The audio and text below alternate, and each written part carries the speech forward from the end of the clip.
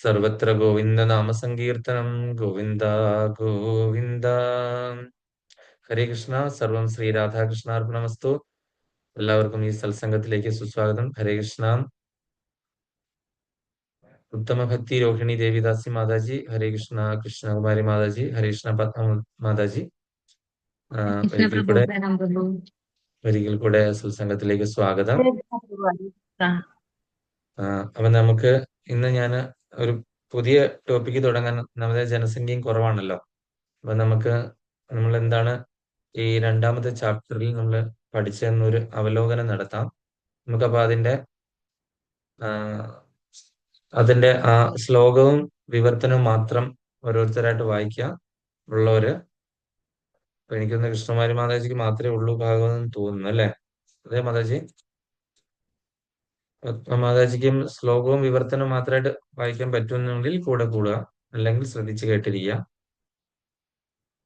ഭാവാർത്ഥത്തിലേക്ക് പോകുന്നില്ല. അപ്പൊ നമ്മള് ആ ഒരു എന്തായിരുന്നു ഈ രണ്ടാമത്തെ ദിവ്യത്വവും ദിവ്യസേവനം എന്ന് പറയുന്ന ഈ ഒരു അധ്യായത്തിൽ എന്താണ് പറഞ്ഞിരിക്കുന്നതെന്നൊരു സമ്മറി നമുക്ക് കിട്ടും. അപ്പൊ നമുക്ക് ഒന്നാമത്തെ ശ്ലോകം തൊട്ട് തുടങ്ങാം. ഉത്തമഭക്തി മാതാജിക്ക് ഉണ്ടോ?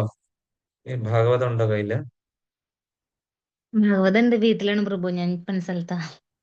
ഇല്ലല്ലേ. ഹരേ കൃഷ്ണ. ഹരേ കൃഷ്ണകുമാരി മാതാജി കൃഷ്ണ। തുടങ്ങിക്കും. ആദ്യത്തെ ശ്ലോകവും അതിന്റെ വിവർത്തനം. हरे कृष्ण।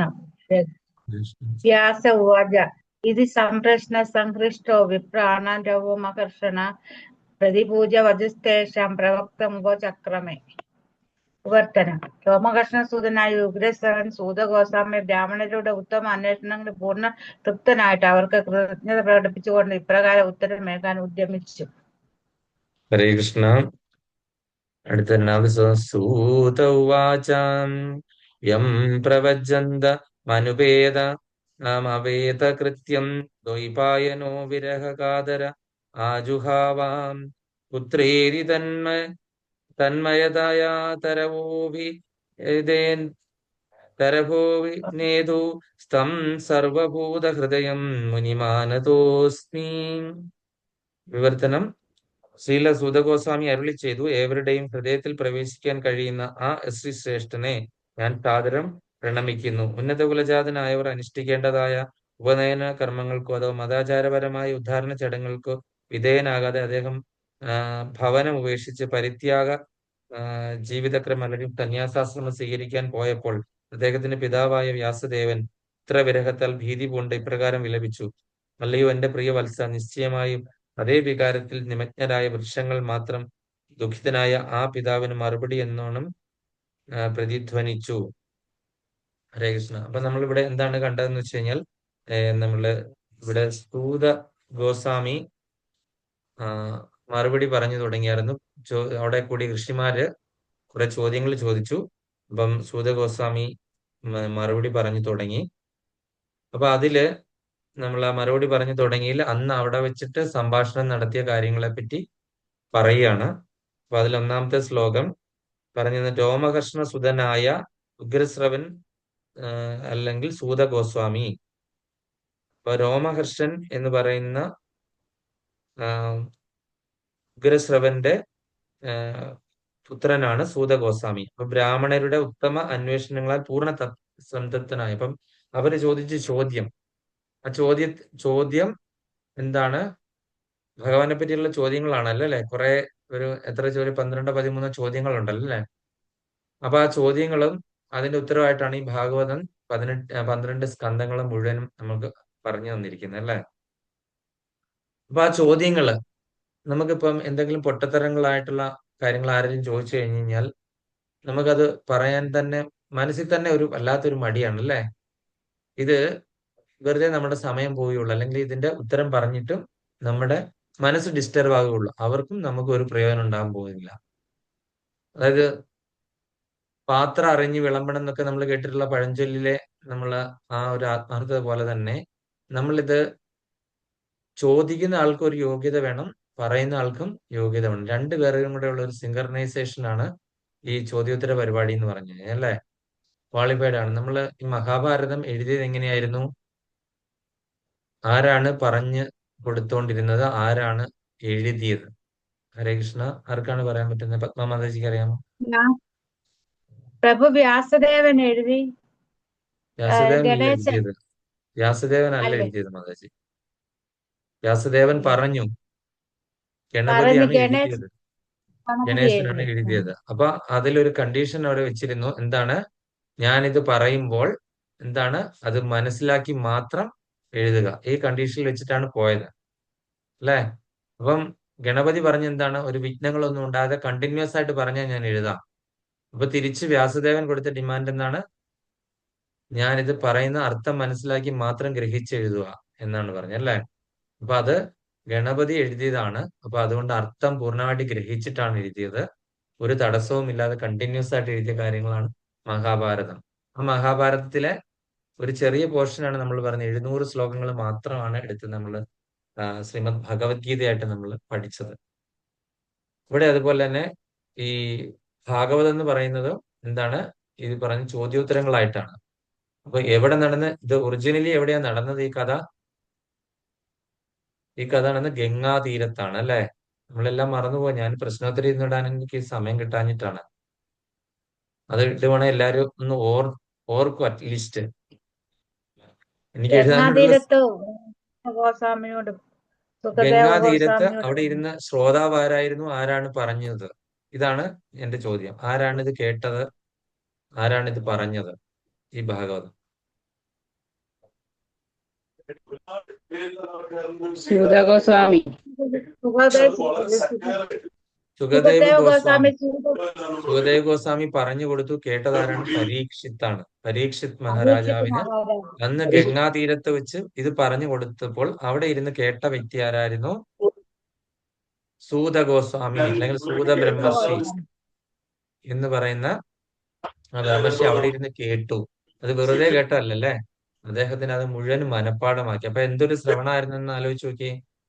നമ്മൾ ഇന്നത്തെ പോലത്തെ ടേപ്പ് റെക്കോർഡർ വെച്ചിട്ട് റെക്കോർഡ് ചെയ്യുകയൊന്നുമല്ല. മുഴുവനും എന്താണ്?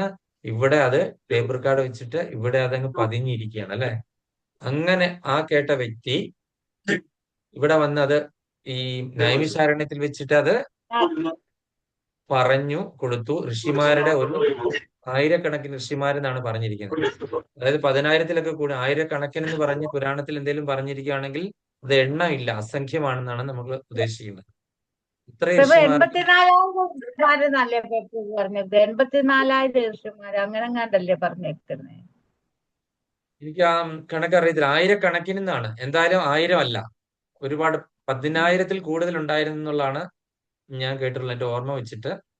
അപ്പൊ അത്രയും ഋഷിമാർ അവിടെ ഇരിപ്പുണ്ടായിരുന്നു. അവര് ഈ സത്രങ്ങൾ പലതും നടക്കുന്നുണ്ട്, അല്ലെ? പല വേദങ്ങള്, ഉപനിഷത്തുകള്, സംഹിതകള്, പുരാണങ്ങള്, ബ്രാഹ്മണങ്ങള്, സൂക്തങ്ങള് ഇതെല്ലാം കഴിഞ്ഞു കഴിഞ്ഞിട്ട് അവര് എന്താണ് ഈ ശ്രീമദ് ഭാഗവതം എടുത്തു.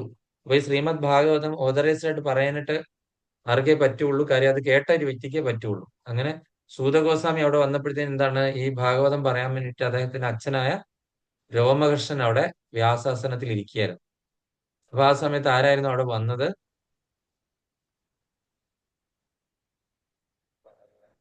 ഞാനിപ്പോ ഈ രോമകൃഷ്ണ സുധൻ എന്ന് പറഞ്ഞത് കൊണ്ടാണ് ആ ടോപ്പിക് എടുത്തിട്ടത്.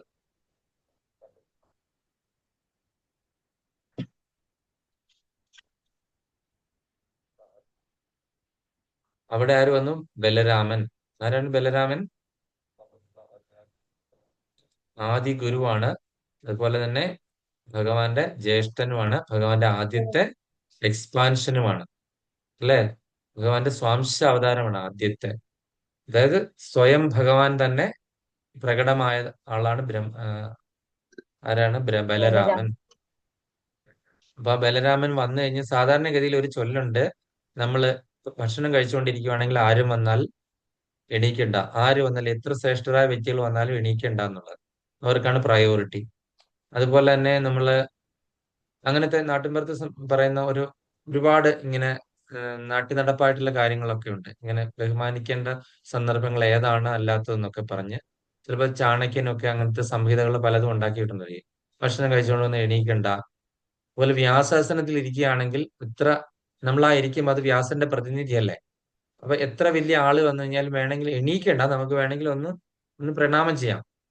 അത്രയും മതി. കാര്യം വ്യാസാസനത്തിൽ ഇരിക്കുന്ന വ്യക്തിയെ മറ്റു വരുന്ന വ്യക്തി എത്ര വലിയ ഉയർന്ന വ്യക്തിയാണെങ്കിലും പ്രണമിക്കണം. കാര്യം വ്യാസദേവന്റെ പ്രതിനിധിയാണ് ഇരിക്കുന്നത്. അപ്പോൾ ഇവിടെ ഇദ്ദേഹം എണീറ്റില്ല. ബാക്കിയുള്ള എല്ലാ ഋഷികളും എണീറ്റു നിന്ന് ബലരാമനെ ആദരിച്ചു. ഇദ്ദേഹം മാത്രം എണീറ്റില്ല, രോമഹർഷൻ.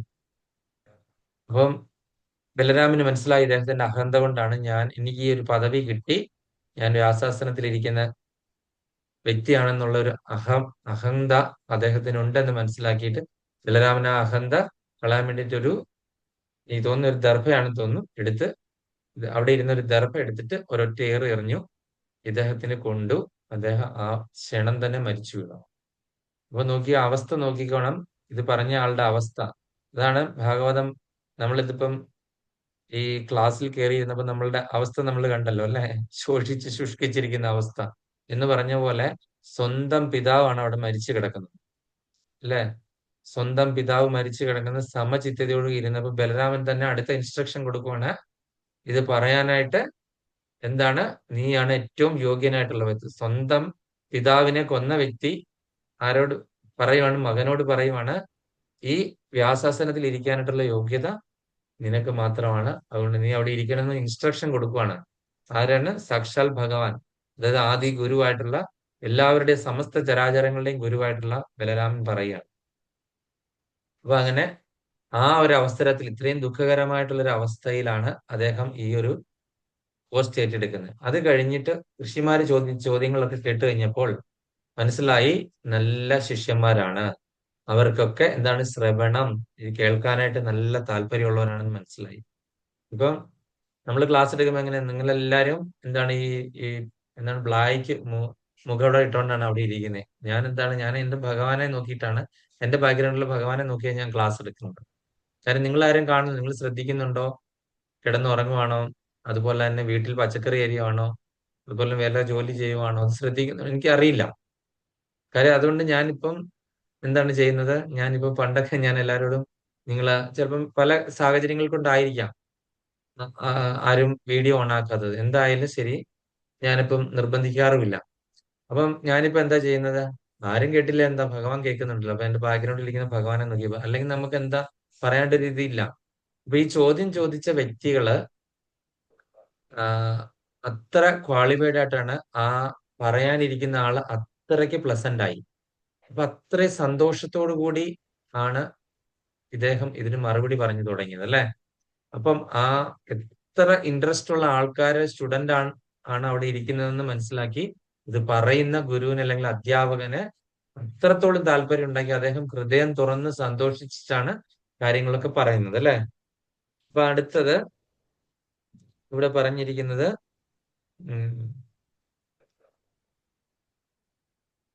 ഈ ദ്വൈപായനോ വിരഹ കാതര ആജുഹാവ എന്നൊക്കെ പറഞ്ഞ് ഉള്ള ആ ഒരു ഇത് എഴുതാനായിട്ടുള്ള സാഹചര്യം എന്തായിരുന്നു നമ്മൾ കണ്ടു അല്ലെ. ഈ നമ്മൾ ആദ്യം തന്നെ കണ്ടിരുന്നു, വ്യാസദേവന് ഇതുപോലെ ഒരു പുത്രൻ ഉണ്ടായി. അതായത് തത്തയാണ് വ്യാസദേവന്റെ ഭാര്യയുടെ വാ പൊളിച്ചിരുന്ന് ഉറങ്ങി ഭാഗവതം കേട്ടോണ്ടിരുന്നപ്പോ അല്ലെ. നമ്മളെ കഥ അറിയാവുന്നല്ലേ. വ്യാസദേവന്റെ ഭാര്യയുടെ പേര് ഞാൻ മറന്നുപോയി. ഞാൻ ആദ്യത്തെ ക്ലാസ്സിൽ പറഞ്ഞിരുന്നു വ്യാസദേവന്റെ ഭാര്യയുടെ പേര്. ഓക്കെ. ജാമ്പലിയോ എന്താ പ്രഭു? ജാമ്പലി എന്നല്ലേ പ്രഭു? ജാബലിന്നോ ജബാലിന്നോ കണ്ടോ? ജബാലി എന്നും കണ്ട പ്രഭു പറഞ്ഞു. അങ്ങനെ എന്തോ പേര്. അപ്പൊ അവര് കിടന്ന് ഉറങ്ങി. എന്താണ്, വെറുതെ ഉറങ്ങല്ല, വാ ഇങ്ങനെയൊക്കെ പൊളിച്ച് നന്നായിട്ടിരുന്ന് ഉറങ്ങി ഭാഗവതം കേട്ടോണ്ട്. അപ്പം ഈ സമയത്ത് എന്ത് ചെയ്തു, ആ ഒരു രാധാറാണിന്റെ അടുക്കൽ നിന്ന് രക്ഷപ്പെട്ട അവിടുന്ന് ഗോലോകവൃന്ദാവനത്തിൽ നിന്ന് തത്ത എന്ത് ചെയ്തു, ഇങ്ങനെ കൈലാസമൊക്കെ കൂടി കൈലാസത്തിൽ വന്ന് മഹാദേവൻ പാർവതിക്ക് ഭാഗവതം പറഞ്ഞുകൊണ്ട് കൊടുത്തിരുന്നപ്പം പാർവതി ദേവി അവിടെ ഇരുന്ന് ഉറങ്ങി. അപ്പൊ ഈ തത്ത അവിടെ ഇരുന്ന് മൂളിയപ്പം മഹാദേവൻ ഇഷ്ടപ്പെട്ടിട്ടില്ല. അതായത് ക്ഷണിക്കാതെ ഒരു അതിഥി അവിടെ വന്നിരുന്നു. അപ്പൊ അതിന് എന്ത് ചെയ്തു, ഇതൊരു ജീവിയല്ലേ, ഒരു പക്ഷിയല്ലേ എന്നൊന്നും മഹാദേവൻ വിചാരിച്ചില്ല. പെട്ടെന്ന് ദേഷ്യം വന്നു. അദ്ദേഹം തമോ ഗുണത്തിന്റെ അധിപതിയാണല്ലോ. പെട്ടെന്ന് ദേഷ്യം വന്നു. അദ്ദേഹം ആ ശൂലം എടുത്ത് പ്രയോഗിച്ചു. ശൂലം തത്തയുടെ പുറകെ. അങ്ങനെ തത്ത പേടിച്ചു വന്ന് നോക്കിക്കഴിഞ്ഞപ്പോൾ എന്താണ്, അടുത്ത ഭാഗവതം പറയുന്ന സ്ഥലം എത്തിയത്. തത്ത ഭഗവാനെ പറ്റി കേൾക്കാൻ ആഗ്രഹിക്കുന്നു. സാധാരണ ആളല്ല തത്ത അല്ലേ, രാധാറാണിന്റെ തത്തയാണ്.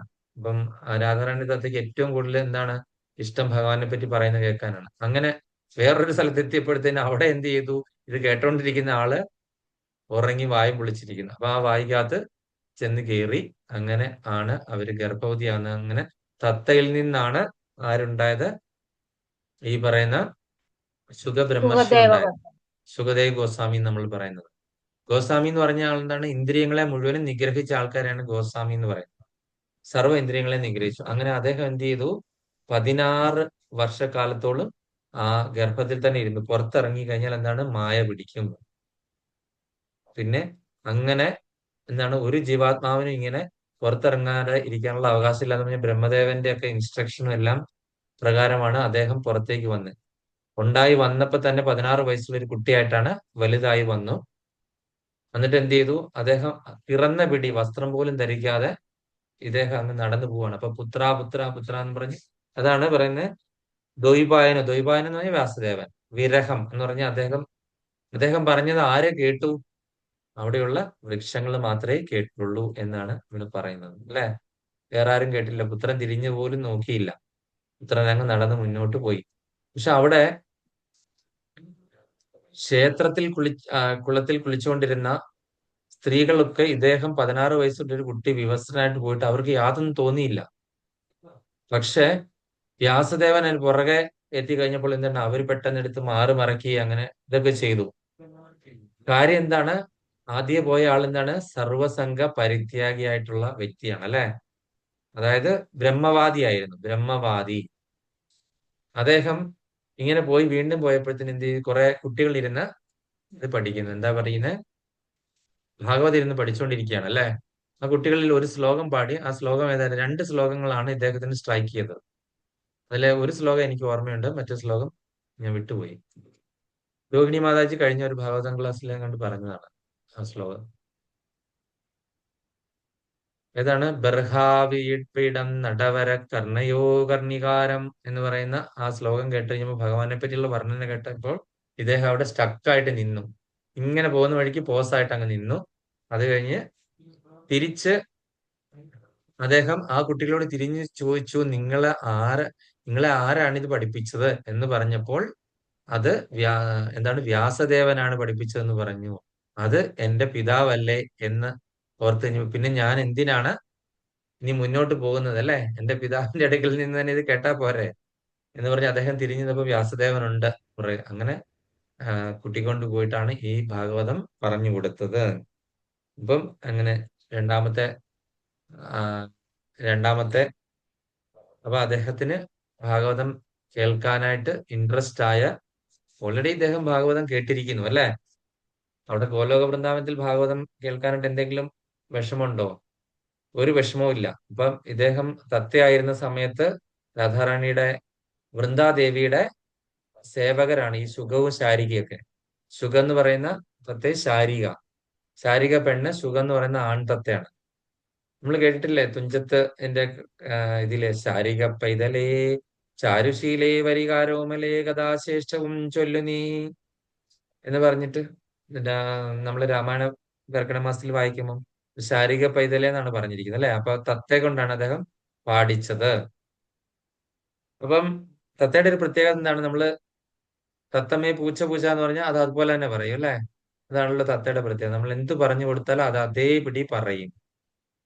അപ്പൊ ഈ സുഖദേവ ഗോസ്വാമി എന്ത് കേട്ടതോ അത് അതേപടി പറയും. നിങ്ങൾ ഓർക്കേണ്ട പോയിന്റ് ആണ്. ഒരു തത്തയുടെ പ്രത്യേകം, നമ്മൾ തത്തയെ അങ്ങോട്ട് കള്ളിന്ന് വിളിച്ചു കഴിഞ്ഞാൽ നമ്മളെ തിരിച്ച് ഇങ്ങോട്ട് കള്ളിന്ന് വിളിക്കും, അല്ലെ? എന്ന് പറഞ്ഞതുപോലെ ആചാര്യന്മാര് ശാസ്ത്രവും എന്താണ് പറഞ്ഞിരിക്കുന്നത് അത് അതേപടി ഒരു വ്യത്യാസവും ഇല്ലാതെ പറയും. ഇതാണ് എന്താണ് തത്തയുടെ പ്രത്യേകത. അതുപോലെ തന്നെ ഇത് തത്തയിൽ നിന്ന് ഉത്ഭവിച്ച ഇദ്ദേഹവും അത് തന്നെയാണ്. ശാസ്ത്രങ്ങൾക്ക് നിരക്കാത്തതും ഇല്ലാത്തതായിട്ടുള്ള ഒരു കാര്യവും പറയില്ല. എല്ലാം നടന്ന കാര്യങ്ങൾ തന്നെയാണ് ഇദ്ദേഹവും പറയുള്ളൂ. അപ്പൊ അങ്ങനെ നമ്മൾ 3-ാമത്തെ ശ്ലോകത്തില് എത്തി. അപ്പം ശ്ലോകം 3 ഇനി ആർക്കാ വായിക്കാൻ പറ്റുന്നത്? പത്മാമാതാജിക്ക് ശ്ലോകം വായിക്കാൻ പറ്റുമോ? വായിക്കാം. ഹരേ കൃഷ്ണ. രസാനുഭാവമഖില ശ്രുതി സാരമേഘ അധ്യാത്മദേവമതിതീർത്ഥതാം തമോന്തം സംസാരിണാം കരുണയാഹ പുരാണഗുഹ്യം തം വ്യാസസൂനുമുപയാമി ഗുരും മുനീനാം. ഹരേ കൃഷ്ണ. അതിന്റെ വിവർത്തനം കൂടെ വായിച്ചു. വിവർത്തനം എൻ്റെ കയ്യിലില്ല. കൃഷ്ണമാരി മാതാജി വിളിച്ചു. ഹരേ കൃഷ്ണ. ഭൗതിക അസ്തിത്വത്തിന്റെ കൊടും തമോതലങ്ങളെ തരണം ചെയ്യാൻ യത്നിച്ചുകൊണ്ടിരിക്കുന്ന ഭൗതികവാദികൾക്ക് അഹുതവുമായ അപാര കൃപയെ അനുഭവങ്ങളിലൂടെ ശാംശീകരിച്ച വിജ്ഞാന ഉത്തമാംശമായി അതീവ രഹസ്യ പരശിഷ്ട അരുളി ചെയ്ത ദേവസൂതനും അഖില മുനിശ്രേഷ്ഠരുടെ ആത്മീയ ആചാര്യനുമായ സുഖദേവ ഗോസ്വാമിയെ ഞാൻ സാദരം പ്രണമിക്കുന്നു. ഹരേ കൃഷ്ണ. ഹരേ കൃഷ്ണ. അപ്പൊ അവിടെ എന്താണ് നമ്മളോട് പറഞ്ഞിരിക്കുന്നത്? ഭൗതിക അസ്തിത്വത്തിന്റെ കൊടും തമോതലങ്ങളെ തരണം ചെയ്യാൻ യത്നിച്ചുകൊണ്ടിരിക്കുന്ന ഭൗതികവാദികൾക്ക്, ഇദ്ദേഹം ഒരു ബ്രഹ്മവാദിയായിരുന്നു അല്ലെ ആദ്യം, അഹൈതകമായ അപാര കൃപയാൽ അനുഭവങ്ങളിലൂടെ സ്വാംശീകരിച്ച വേദവിജ്ഞാന ഉത്തമാംശമായ ഈ അതീവ രഹസ്യ പരിശ്ലിഷ്ടം അരുളി ചെയ്ത വ്യാസദേവ സുതനും അഖില മുനിമാരുടെ ആത്മീയാചാര്യനുമായ സുഖദേവ ഗോസ്വാമിയെ ഞാൻ സാദരം പ്രണമിക്കുന്നു. അപ്പൊ സുഖദേവ ഗോസ്വാമിയുടെ പ്രണാമ മന്ത്രമാണ് ഈ ഒരു ഇത് പറഞ്ഞിരിക്കുന്നത് അല്ലെ. അദ്ദേഹം ആദ്യം ബ്രഹ്മവാദിയായിരുന്നു, അല്ലെങ്കിൽ എന്താണ്, ബ്രഹ്മത്തിൽ അല്ലെങ്കിൽ ഈശ്വരൻ രൂപമുണ്ടെന്ന് ഉള്ള ധരിച്ച ഒരു രീതിയിലല്ലായിരുന്നു അദ്ദേഹത്തിന്റെ അവസ്ഥ അല്ല. അതുകൊണ്ടാണല്ലോ ഇദ്ദേഹം പുറത്തു വരാനായിട്ട് മടിച്ചത്. കാര്യം ഭൗതിക പ്രകൃതി എന്താണ് അത്രക ശക്തിയാണെന്ന് മനസ്സിലായി. അപ്പം വിവാഹം കഴിക്കണം, അങ്ങനെ ഒരുപാട് കാര്യങ്ങളുടെ ചിന്ത കാരണം 16 വർഷത്തോളം അമ്മയുടെ വയറ്റിൽ ഇങ്ങനെ അദ്ദേഹം നിന്നിരുന്നു. പിന്നെ അത് പ്രകൃതിക്ക് വിരുദ്ധമായിട്ടുള്ള ഒരു കാര്യമായതുകൊണ്ട് ബ്രഹ്മദേവന്റെ ഒക്കെ അടക്കം ഇൻസ്ട്രക്ഷൻ പ്രകാരമാണ് അത് പുറത്തേക്ക് വന്നത്. എന്നിട്ട് എന്ത് ചെയ്തു? അച്ഛനെയും അമ്മയും വെടിഞ്ഞ് അദ്ദേഹം സന്യാസത്തിന് പോവുകയായിരുന്നു. അപ്പൊ നമ്മൾ കഴിഞ്ഞ ശ്ലോകത്തിൽ കണ്ടതുപോലെ അദ്ദേഹത്തിനെ തിരിച്ചു കൂട്ടിക്കൊണ്ട് വന്നു. അപ്പം ഇത് അതീവ രഹസ്യമാണ്. കാര്യം ഇത് ഇത്രയ്ക്ക് എന്താണ്, ഈ ഭൗതികവാദികളായിട്ടുള്ള ആൾക്കാർക്കൊന്നും ഇതിലുള്ള രഹസ്യവും കാതലും അറിയില്ല. ഞാൻ കഴിഞ്ഞ ദിവസമൊക്കെ കണ്ടു ഓരോരുത്തരും ഭഗവാനെ പറ്റി ഇങ്ങനെ പറഞ്ഞ് മോശമാക്കി വെച്ചിരിക്കുന്നു. ഞാനൊരു ബ്രാഹ്മണൻ പറയുന്ന ഒരു സ്റ്റേറ്റ്മെന്റ് കേട്ടു. ഭഗവാൻ, ഇത് കൃഷ്ണൻ എന്ന് പറഞ്ഞ ഭഗവാൻ അല്ല, പിന്നെ കൃഷ്ണൻ എന്താ പറയുന്നത്, വിഷ്ണുവിന്റെ അവതാരമില്ല, നരനാരായണന്മാരിലെ നാരായണനാണ്. അപ്പൊ അങ്ങനെയാണ് നരനാരായണന്മാർ പിന്നെ ആരാണ്? ഭഗവാൻ ഭരതൻ. നാരായണനും നരനും, അർജുനനും കൃഷ്ണനും. അപ്പൊ പിന്നെ എന്താണ് അതിൽ വ്യത്യാസം? കൃഷ്ണൻ ചെയ്ത ഒരേ ഒരു നല്ല കാര്യം എന്ന് പറഞ്ഞു കഴിഞ്ഞാൽ എന്താ പറയുന്ന, സാന്ദീപനി മഹർഷിയുടെ മകനെ തിരിച്ചു കൊണ്ടേ കൊടുത്തു. അപ്പൊ അത് ഭഗവാനായിട്ടല്ലേ മരിച്ചുപോയ മകനെ തിരിച്ചു കൊണ്ടേ കൊടുത്ത. അതുപോലും അങ്ങേർക്ക് ഒരു ബോധമില്ല. പിന്നെ അങ്ങനെ കുറെ ഇങ്ങനെ പറയുന്നത് കേട്ടു. അങ്ങനെ കൃഷ്ണൻ ഇതിനെ വീട്ടിൽ വെച്ച് കഴിഞ്ഞാൽ അദ്ദേഹം ഐശ്വര്യം ഊതിക്കെടുത്തു. ഒരാൾക്കും ഐശ്വര്യം കിട്ടത്തില്ല, അത് കഷ്ടകാലം ഉണ്ടാവുള്ളൂ. ഓടക്കുഴലിൽ കൊണ്ട് ഊതിക്കള. അതുകൊണ്ട് കൃഷ്ണൻ ഉണ്ടെങ്കിൽ എടുത്തു മാറ്റുക. വല്ല ഫോട്ടോയും വെച്ചാൽ കുഴപ്പമില്ല. പിന്നെ എന്താണ് പറയുന്നത്, ഓടക്കുഴലിൽ എങ്ങനെ പുറത്ത് വെച്ചിട്ടുണ്ട്, ആ ഓടക്കുഴലിൽ എടുത്ത് മാറ്റുന്നത്. ഞാനിങ്ങനെ പല വീടുകളിലും പോകുമ്പോൾ പലയിടത്തും ഓടക്കുഴലിൽ കാണാറില്ല ഭഗവാനെ. അപ്പം നമ്മൾ അങ്ങനെ ചോദിച്ചു കഴിയുമ്പോൾ പറയും, ഭാഗവതത്തിന് വന്നപ്പോ അവിടുത്തെ ഭാഗവതാചാര്യൻ പറഞ്ഞു ഓടക്കുഴൽ കൊണ്ട് അദ്ദേഹം ഐശ്വര്യത്തെ ഊതിക്കളയും കൃഷ്ണ. അപ്പം എന്താണ്, ഞാൻ തുടക്കത്തിൽ ആദ്യം പറഞ്ഞ സ്റ്റേറ്റ്മെന്റ് എന്താണ്, ഭഗവാന് നമ്മളുടെ ഒന്നും തന്നെ ആവശ്യമില്ല. ഭഗവാൻ സർവസമ്പൂർണനാണ്. ഭഗവാനാണ് ഈ പ്രപഞ്ചത്തിന് ഇതിന്റെ മുഴുവൻ. അദ്ദേഹം ഭഗവാൻ എന്നുള്ള പേര് വരാൻ കാര്യം എന്താണ്? അദ്ദേഹം സർവസമ്പൂർണമാണ്. എല്ലാം പരിപൂർണമായിട്ട് അദ്ദേഹത്തിന്റെ ഉണ്ടല്ലേ, എല്ലാ ഗുണങ്ങളും. അദ്ദേഹത്തിന്റെ ചെറിയ ഒരു അംശം മാത്രം ഗുണങ്ങളെ നമുക്കുള്ളൂ. അദ്ദേഹം എല്ലാം പൂർണ്ണ രൂപത്തിലുണ്ട്. ഇത് ഭഗവാൻ എന്നുള്ള വാക്കിന്റെ അർത്ഥം പരാശരമുനി കൊടുത്തിരിക്കുന്നത്, വ്യാസദേവന്റെ അച്ഛനായ പരാശരമുനി കൊടുത്തിരിക്കുന്നത് എന്തുകൊണ്ടാണ്? ഷഡ്ഐശ്വര്യങ്ങളും പൂർണ്ണമായിട്ടുള്ള വ്യക്തിയാണ് അല്ലെ. ഇതൊക്കെയാണ് സമ്പത്ത്, കീർത്തി, പിന്നെന്താണ് സൗന്ദര്യം അല്ലെങ്കിൽ ഐശ്വര്യം, പിന്നെ എന്താണ് ധൈര്യം, ത്യാഗം, ഇങ്ങനെയൊക്കെയുള്ള എല്ലാം പൂർണ്ണമായിട്ടും ഭഗവാന്റെ ഉണ്ട് അല്ലെ. രാധാറാണിയൊക്കെ വെടിഞ്ഞു അല്ലെ, ത്യാഗമല്ലേ അത് അല്ലെ. വൃന്ദാവനത്തിലെ അച്ഛനെയും അമ്മയും യശോദാമ്മയും ഇവരെയൊക്കെ വെടിഞ്ഞു. അങ്ങനെ എന്തെല്ലാം കാര്യങ്ങൾ ചെയ്തു ഭഗവാൻ അല്ലെ. ഇത്രയും ധൈര്യം ഉണ്ടായിട്ടല്ലേ മറ്റേ ഇതെടുത്ത് ഗോവർദ്ധനൊക്കെ എടുത്ത് ഉയർത്തി അത്രയും നേരം 7 ദിവസം ഉറങ്ങാതെ നിന്നു. പിന്നെ വാ വിളിച്ചപ്പോ ബ്രഹ്മാണ്ടം കണ്ടു. സാധാരണ ഒരു വ്യക്തിക്ക് വാ വിളിച്ചാൽ ബ്രഹ്മാണ്ടം കാണിച്ചു കൊടുക്കാൻ പറ്റുമോ? ഒരു മജീഷ്യന് കാണിച്ചു തരാൻ പറ്റുമോ? ഇല്ലല്ലോ. അപ്പം ഇങ്ങനെയൊക്കെയാണ് ആൾക്കാർ ഇപ്പോഴും നമ്മുടെ കൂട്ടത്തിലുള്ള ആൾക്കാർ പറയുന്നത്. മറ്റുള്ളവർ പറയുന്നതിൽ എന്തെങ്കിലും തെറ്റുണ്ടോ? ഭാഗവതാചാര്യന്മാരാണെങ്കിലും അല്ലെങ്കിൽ ഈ ബ്രാഹ്മിൻസ് ആയിട്ടുള്ള ആൾക്കാരൊക്കെ തന്നെ അവരുടെ ആരാധനാമൂർത്തിയായിട്ടുള്ള ദേവീദേവന്മാർക്ക് ഇത് കൊടുത്തിട്ട് കൃഷ്ണനെ വളരെ ചവിട്ടി താഴ്ത്തി ാണ് സംസാരിക്കുന്നത്. അപ്പൊ അങ്ങനെ ഭഗവാന് വേണ്ടത് എന്താണ്? നമ്മുടെ അടുക്കൽ നിന്ന് നമ്മളുടെ എന്താണ് സ്നേഹവും പ്രേമവും, ഈ രണ്ട് കാര്യങ്ങൾ മതി. ഭഗവാൻ പിന്നെ നിങ്ങൾക്ക് തരണമെങ്കിൽ നിർബന്ധമാണ് പത്രം, പുഷ്പം, ഫലം, തോയം. ഇതിലെ ഈ പറയുന്ന ഏതെങ്കിലും ഒന്ന്, അല്ലെങ്കിൽ ഒന്നോ പലതോ ഏത് തന്നാലും എനിക്ക് കുഴപ്പമില്ല, ഞാൻ സ്വീകരിക്കുമെന്ന് പറഞ്ഞു. പത്രം എന്ന് പറഞ്ഞാൽ ഇലയോ കായോ പൂവോ ജലമോ ഇതിൽ ഏതെങ്കിലും തന്നാലും ഞാൻ അത് പത്യപുരസരം തന്നാൽ ഞാൻ സ്വീകരിക്കും. യുക്തിയില്ലാതെ കൊടുത്തിട്ട് എത്ര സർക്കസ് ചെയ്താലും ഒരു കാര്യമില്ല, ഭഗവാൻ അത് സ്വീകരിക്കില്ല. അപ്പം അങ്ങനെയുള്ള ഭഗവാൻ എന്താണ്? ഭഗവാൻ നമ്മളെല്ലാരും കള്ളനാന്നും പറയുന്നുണ്ട്. പക്ഷെ ഭഗവാൻ കുറച്ച് കള്ളത്തരങ്ങളൊക്കെ ചെയ്യുകയും ചെയ്യും. കാര്യം എന്തുകൊണ്ടാണ്? ഭഗവാൻ എന്തുകൊണ്ടാണ് ഈ കള്ളത്തരങ്ങളൊക്കെ ചെയ്യുന്നത്? ഭഗവാൻ ഇങ്ങനെ മുറുക്ക പിടിച്ചിരിക്കുകയാണ് കൈ രണ്ടും. എന്താണ്? ആ ഭക്തി ആർക്കും അങ്ങ് കൊടുക്കത്തില്ല. അത്ര പിശുക്കാണ് ഭഗവാൻ. അതങ്ങനെ കൊടുക്കില്ല. കാര്യം എന്താണ്? നമ്മൾ എല്ലാവരും ചിലപ്പോൾ കൃഷ്ണഭക്തിയിൽ വന്ന എന്തെങ്കിലും കാര്യസാധ്യതയൊക്കെ ആയിരിക്കാം. നമ്മൾ ഉള്ളിന്റെ ഉള്ളിൽ നമ്മൾ ഇല്ലാന്ന് പറഞ്ഞു കഴിഞ്ഞാൽ എന്തെങ്കിലും നമ്മളുടെ വിഷമതകൾ മാറാനും പ്രശ്നങ്ങളും പ്രതിസന്ധികളും ഒഴിഞ്ഞിട്ട് ഒരു നേരം ഇല്ല. ചിലപ്പം ഒന്നുകിൽ അതലായിരിക്കും. ചിലര് സാമ്പത്തിക സഹായം ചിലർ ഉദ്ദേശിക്കുന്നുണ്ടായിരിക്കും. ചിലര് ഒരു എന്താ പറയുന്ന ഒരു ജോലി കിട്ടാൻ വേണ്ടിയിട്ടായിരിക്കും. ചിലരൊരു മണിമാളിയെ പണിയാൻ വേണ്ടിയിട്ടായിരിക്കും. അങ്ങനെ ഓരോരോ കാര്യത്തിനായിട്ടായിരിക്കും. ഞാനിത് പറയാൻ കാര്യം എന്ന് പറഞ്ഞാൽ എനിക്കിവിടെ കുറെ പേരെ അറിയാം. അവര് ആ, ഞാൻ പറഞ്ഞായിരുന്നല്ലോ, ഇവിടെ ഒരു 150 പേരുള്ള സത്സംഗത്തിലായിരുന്നു ഞാൻ ഇവിടെ ഉണ്ടായിരുന്നത്.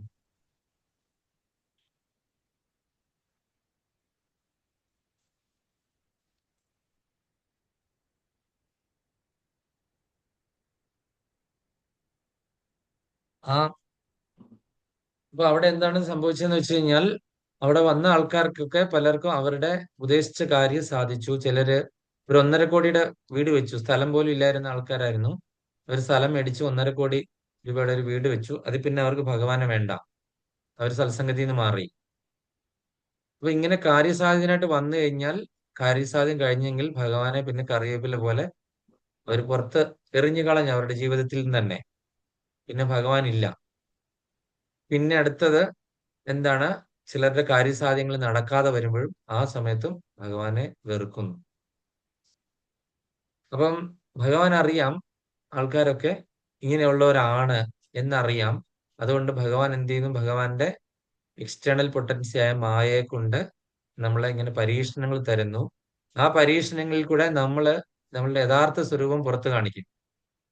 അല്ലെങ്കിൽ എന്താണ്? ഓക്കെ, എന്നാ അപ്പൊ ആ സമയത്ത് നമ്മളുടെ അടുത്തേക്ക് എന്താണ് മതം മാറാനുള്ള ആൾക്കാരെ, അല്ലെങ്കിൽ ഒരു ബന്ധുക്കോസുകാരോ ആരെങ്കിലും വന്ന് അടുത്തും പറയാം, ഇത്ര പൈസ തരാൻ, നീ നമ്മുടെ ഇതിലേക്ക് മാറ്, അപ്പൊ അതിനും ഭഗവാൻ സാഹചര്യം ഒരുക്കി കൊടുക്കുക. അപ്പൊ നമ്മള് ചാടി അങ്ങോട്ടേക്ക് പോകും, അല്ലെ? അപ്പൊ ഇതിന്റെയൊക്കെ സാഹചര്യങ്ങളും ഇതെല്ലാം ഒരിക്കലും നമ്മുടെ മനസ്സിന്റെ ഉള്ളിൽ നിന്ന് ഭഗവാൻ ഇരുന്ന് കാണുന്നുണ്ടല്ലോ. ഉള്ളിന്റെ ഉള്ളിൽ ഭഗവാൻ ഇരിക്കുന്നതുകൊണ്ട് ഭഗവാൻ എല്ലാം അറിയാം. നമ്മളുടെ മനസ്സ്, നമ്മൾ പുറമെ എത്ര നടിച്ചു കഴിഞ്ഞാലും നമ്മുടെ ഉള്ളിന്റെ ഉള്ളിൽ അറിയാവുന്ന ഒരേ ഒരു വ്യക്തി ഭഗവാൻ മാത്രമാണ്. ചിലപ്പോൾ നമുക്ക് പോലും അറിയത്തില്ല നമ്മളുടെ ഉള്ളിൽ എത്ര മോശമാണെന്ന്. ചിലപ്പോൾ നമ്മൾ അത് വിചാരിക്കത്തില്ല. നമ്മൾ ചെയ്യുന്നതെല്ലാം ശരിയാണെന്നായിരിക്കും നമ്മൾ വിചാരിക്കുന്നത്. പക്ഷെ ഭഗവാൻ അറിയാം അതിൽ എന്തൊക്കെ ശരിയുണ്ട് തെറ്റുണ്ടെന്ന്. അപ്പൊ അങ്ങനെ ഭഗവാൻ എന്ത് ചെയ്തു? പരമാവധി ഈ പരീക്ഷണങ്ങൾ തന്ന്, ഭഗവാനല്ല തരുന്നത്, ഭഗവാന്റെ മായാശക്തി പരീക്ഷണങ്ങൾ തരുമ്പോൾ നമ്മൾ അതിൽ പെട്ടുപോയി ഉഴലും. പക്ഷെ ഈ മായയ്ക്ക്, അതായത് പൂന്താനത്തിനെയൊക്കെ ശ്രദ്ധിച്ച്, അവർ ഈ മായ അവരിൽ തീണ്ടില്ല. ഇത്ര പരീക്ഷണം കൊടുത്തു, ഇത്ര കാലങ്ങൾ പ്രാർത്ഥിച്ച്, പൂന്താനത്തിന്റെ ഭാര്യയുടെ നിർബന്ധം കൊണ്ട് പൂന്താനം ഭഗവാനോട് ചോദിക്കുക തന്നെ ചെയ്തു ഒരു പുത്രൻ ഉണ്ടാകാനായിട്ട്, അല്ലെ? അങ്ങനെ പുത്രൻ ഉണ്ടായി കഴിഞ്ഞപ്പോഴത്തെ എന്താണ്? 28ന്റെ അന്ന്, കുട്ടിയുടെ 28ന്റെ അന്ന് തന്നെ കുട്ടിയെ ശ്വാസം മുട്ടിച്ച് കൊന്നു എല്ലാരും. ഒന്ന് കഴിഞ്ഞാൽ തുണിയെല്ലാം കൂടെ കൊണ്ടുപോയിട്ട്, അങ്ങനെ കുട്ടി കിടക്കുന്ന കണ്ടില്ല, ഇരുട്ടുമുറിയായിരുന്നു. അങ്ങനെ കുട്ടി ശ്വാസം മുട്ടി മരിച്ചു. പൂന്താൻ എന്താ പറഞ്ഞ? ഉണ്ണികൃഷ്ണൻ മനസ്സിൽ കളിക്കുമ്പോൾ ഉണ്ണികൾ മറ്റു വേണമോ മക്കളായി. എന്നാണ് പൂന്താനം പറഞ്ഞത്. അപ്പൊ അതേപോലെ ഒന്നും നമുക്കാകാൻ പറ്റില്ല. പരീക്ഷണങ്ങൾ തരുമ്പോഴത്തേന് എന്താണ് നമ്മള് ഭഗവാൻ ഏറ്റവും വലിയ ശത്രുവായിട്ട് നമ്മൾ കാണും. ഒരു പരീക്ഷണം നമുക്ക് വന്നെങ്കിൽ, അല്ലേ? നമ്മൾ മറ്റുള്ളവരുടെ കാര്യമൊക്കെ നമ്മൾ വളരെ സുഖമായിട്ട് പറയാം. ഡയലോഗ് വിടാനും ക്ലാസ് എടുക്കാനും ലെക്ചർ വിടാനും എളുപ്പമാണ്. നമ്മൾ പ്രാക്ടിക്കലായിട്ട് നമ്മളുടെ ജീവിതത്തിൽ ഇത് കൊണ്ടുവരിക എന്ന് പറഞ്ഞു കഴിഞ്ഞാൽ വളരെ ബുദ്ധിമുട്ടാണ്. കൃഷ്ണാവബോധം പ്രാക്ടീസ് ചെയ്യാന്ന് പറഞ്ഞു വരുന്ന അതിന്റെ ഇരട്ടി സ്പീഡിൽ തിരിച്ചു പോകാനും എളുപ്പമാണ്. പക്ഷെ ഇതിൽ ഉറച്ചു നിൽക്കുക എന്നുള്ളത് എന്താണ് വളരെയധികം ദുഷ്കരമാണ്. പക്ഷെ നമുക്കത് സാധിക്കും. നമ്മള് എന്താണ് എന്ത് വന്നു കഴിഞ്ഞാലും നമുക്ക് അനുഭവത്തിൽ കൂടെ മനസ്സിലാവും നമ്മുടെ കൃഷ്ണൻ നമ്മുടെ കൂടെ ഉണ്ട്. ഏത് സാഹചര്യം തന്നോട്ടെ, എന്ത് പ്രതിസന്ധികൾ ഉണ്ടായിക്കോട്ടെ, എനിക്ക് എന്റെ ഭഗവാൻ മാത്രം മതി, വേറെ ഒരാളും വേണ്ട. എനിക്ക് എന്റെ വീട്ടുകാരുണ്ടാവില്ല, ചിലപ്പം ഭാര്യ ഉണ്ടാവില്ല, മക്കളുണ്ടാവില്ല, അച്ഛനുണ്ടാവില്ല, അമ്മയുണ്ടാവില്ല, എന്റെ സുഹൃത്തുക്കളെന്ന് ഞാൻ ഇത്രയും നാളും വിചാരിച്ച വ്യക്തികൾ ഉണ്ടാവില്ല. ആരൊക്കെ വിട്ടുപോയാലും എനിക്ക് എപ്പോഴും എന്താണ് എനിക്ക് എന്റെ ഭഗവാൻ മാത്രം എന്റെ കൂടെ ഉണ്ടാകും. അദ്ദേഹം എന്റെ സുഹൃത്തും അഭ്യുതകാംക്ഷിയും ആകണ എന്ന് മനസ്സിലാക്കുന്ന ഒരു വ്യക്തിക്ക് ഒരിക്കലും ഭഗവാനെ വെറുക്കില്ല. എത്ര പ്രതിസന്ധികൾ ഉണ്ടായാലും ഭഗവാൻ നമ്മളെ വന്ന് തുണയ്ക്കും. നമ്മൾ ഒരിക്കലും വിട്ടുപോയില്ല. നീ എനിക്ക് എത്ര പരീക്ഷണങ്ങൾ തന്നു കഴിഞ്ഞാലും ഞാൻ അത് നിന്റെ മായ എനിക്ക് എത്ര പരീക്ഷണങ്ങൾ തന്നാലും ഞാൻ അതിൽ തളരില്ല. ഒരിക്കലും നിന്റെ പാതാരവിന്ദങ്ങളിൽ നിന്ന് ഞാൻ കൈവിട്ടു പോകില്ല എന്നൊരു ദൃഢനിശ്ചയം എടുക്കുന്നവർക്ക് എന്താണ് ഭഗവാനെ തോൽപ്പിക്കാനായിട്ട് സാധിക്കും നമുക്ക്. അപ്പൊ അങ്ങനെ ആകുമ്പോഴത്തേന് എന്താണ് ഭഗവാന്റെ മായ നമ്മളെ വിട്ടൊഴിയും. അപ്പോഴാണ് ഭഗവാൻ അങ്ങനെ വരുന്ന സമയത്താണ് ഭക്തി എന്ന് പറയുന്ന ഒരു സാധനം നമുക്ക് തരുന്നത്. അല്ലെങ്കിൽ ഭക്തി എന്താണ് ഭഗവാൻ വളരെ പിശുക്കി ഇങ്ങനെ മുറുക്കെ പിടിച്ചു തരും. അങ്ങനെ കൊടുക്കില്ല, കൈ അയച്ചു കൊടുക്കില്ല. ഭയങ്കര പിശുക്കാണ്.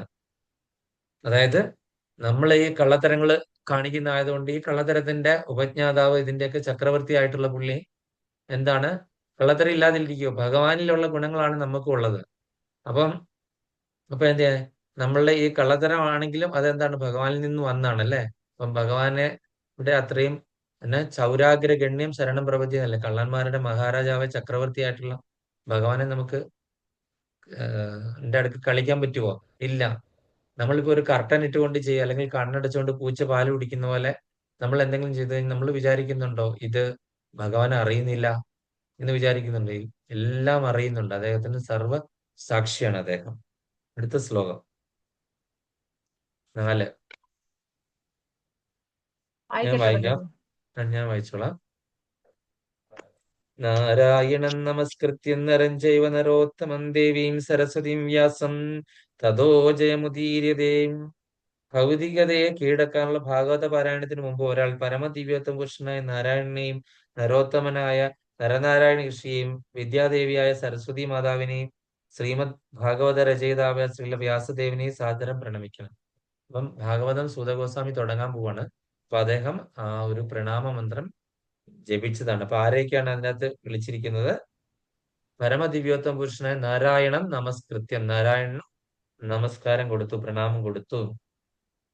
പിന്നെ അടുത്ത് എന്താണ്? നരൻ ചെയ്വ നരോത്തമം. അതാരൊക്കെയാണ്? നരൻ ചെയ്വ, നരനും നാരായണനും. നരോത്തമൻ എന്ന് പറഞ്ഞു കഴിഞ്ഞാൽ നര ഋഷി. നരൻ ചെയ്വ നരോത്തമം, അതായത് നരനാരായണ ഋഷികളെയാണ് അത് ഉദ്ദേശിച്ചിരിക്കുന്നത്, അല്ലെ? അങ്ങനെ ദേവിയും സരസ്വതിയും വ്യാസം, വിദ്യാമാതാവായ സരസ്വതി ദേവിയെയും ശ്രീമദ് ഭാഗവത രചയിതാവായ ശ്രീല വ്യാസദേവനെയും സാദരം പ്രണമിക്കുന്നു. ഇതാണ് അതിന്റെ അർത്ഥം. അടുത്ത ശ്ലോകം സവിതാ മാതാജി 5. ഹരേ കൃഷ്ണ പ്രഭു. പ്രഭു ഇത് നമ്മള് രണ്ടാമത്തെ ചാപ്റ്റർ ആണോ നോക്കുന്നേ? രണ്ടാമത്തെ ചാപ്റ്ററിന്റെ ശ്ലോകം സമ്മറിയാണ് മാതാജി. സമ്മറി. ആ ഓ ശരി ശരി. ഞാൻ ശ്ലോകം എടുത്തിട്ടില്ല പ്രഭു. എടുത്തിട്ടില്ല, കുഴപ്പമില്ല. ഞാൻ നെറ്റ് ഇഷ്യൂ ഉള്ളത് കൊണ്ട് ഇപ്പോഴാ കയറിയത്. കൃഷ്ണമാരി മാതാജി വായിച്ചു. ഹരേ കൃഷ്ണ. മുനിയാ സാധു പൃഷ്ടോഹം പവർഫുൽ ലോകമംഗളം യത് കൃതാ കൃഷ്ണ സംപ്രശ്നോ ഏനാത്മസുപ്രസീദതി. ഹരേ കൃഷ്ണ. വിവർത്തനം. അല്ലയോ മുനിമാരെ, നിങ്ങൾ എന്നോട് ആരാജ്ഞവയൊക്കെ ഭഗവത് സംബന്ധിയാകയാ മൂല്യമുള്ളവയാകുന്നു എന്ന് മാത്രമല്ല അവയൊക്കെ ലോകക്ഷേമ സാങ്കത്യമുള്ളവയുമാകുന്നു. ഇവണ്ണമുള്ള അന്വേഷണങ്ങൾക്ക് മാത്രമേ ആത്മാവിനെ പൂർണ്ണ തൃപ്തനാക്കാൻ സാധ്യമാകുമല്ലോ. ഹരേ കൃഷ്ണ. അപ്പൊ സുധഗോസ്വാമി പറയുന്നതാണ്, അല്ലയോ മുനിമാരെ, നിങ്ങളൊക്കെ ചോദിക്കുന്ന കാര്യങ്ങളിൽ ലോകത്തിന് മുഴുവൻ ക്ഷേമം കൊടുക്കും. യോഗക്ഷേമം എന്ന് പറയുന്ന പോലെ തന്നെ ലോകത്തിന് മുഴുവനും എന്താണ് ഐശ്വര്യവും നന്മയും എല്ലാം കൊടുക്കാൻ പറ്റുന്ന കാര്യങ്ങളാണ് നിങ്ങൾ ചോദിച്ചിട്ടുള്ളത് അല്ലെ. അതിൻ്റെ അകത്ത് ആ പൊട്ടൻസി ഉണ്ട് നിങ്ങളുടെ ചോദ്യത്തിൽ. അപ്പൊ അതുകൊണ്ട് ഈ വണ്ണമുള്ള അന്വേഷണങ്ങൾക്ക് മാത്രമേ ആത്മാവിനെ പൂർണ്ണ തൃപ്തനാക്കാൻ സാധിക്കുകയുള്ളൂ. ഇതിന്റെ ഉത്തരം പറഞ്ഞു കഴിഞ്ഞാൽ അത് കേൾക്കുന്ന ആൾക്കാർക്ക് ഇത്ര സംതൃപ്തരായിരിക്കും. അപ്പൊ ആത്മാവിനെ സംതൃപ്തരാക്കാൻ പറ്റുന്ന എന്താണ്? ആത്മാവിന് ആനന്ദം ഉണ്ടാകണം. അത് ഭഗവാനെ പറ്റി പറഞ്ഞാൽ മാത്രമേ ആത്മാവിന് ആനന്ദം ഉണ്ടാവുകയുള്ളൂ. കാര്യം പരമാനന്ദ സ്വരൂപനാണ് ഭഗവാൻ.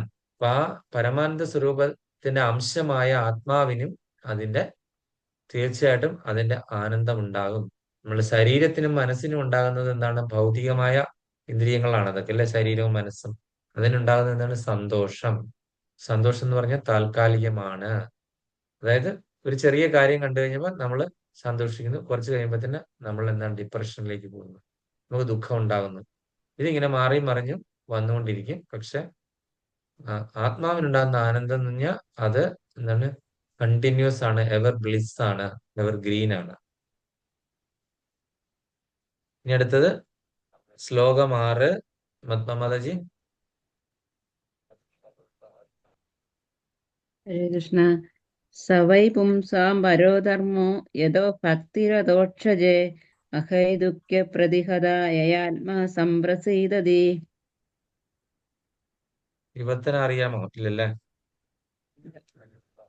വിവർത്തനം: സർവാതിശായിയായ ഭഗവത് ഭക്തിയുത സേവന പ്രാപ്തിയാണ് സമസ്ത മനുഷ്യരാശിയുടെയും പരമധർമ്മം. ഇത്തരം ഭക്തിയുത സേവനം നിശ്ചയമായ അഹൈതകവും നിർവിഘ്നവും ആത്മാവിനെ പൂർണ്ണമായും സംതൃപ്തമാക്കുന്നതും ആയിരിക്കണം. അപ്പൊ ഈ ഭക്തിയുത സേവനമാണ് നമ്മളുടെ പരമധർമ്മം, ഡിവോഷണൽ സർവീസസ്.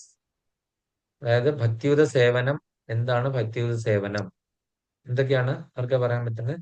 അതാണ് പരമമായ ഒരു മനുഷ്യന് ചെയ്യാനുള്ള ധർമ്മം. എന്തൊക്കെയായിരിക്കാം?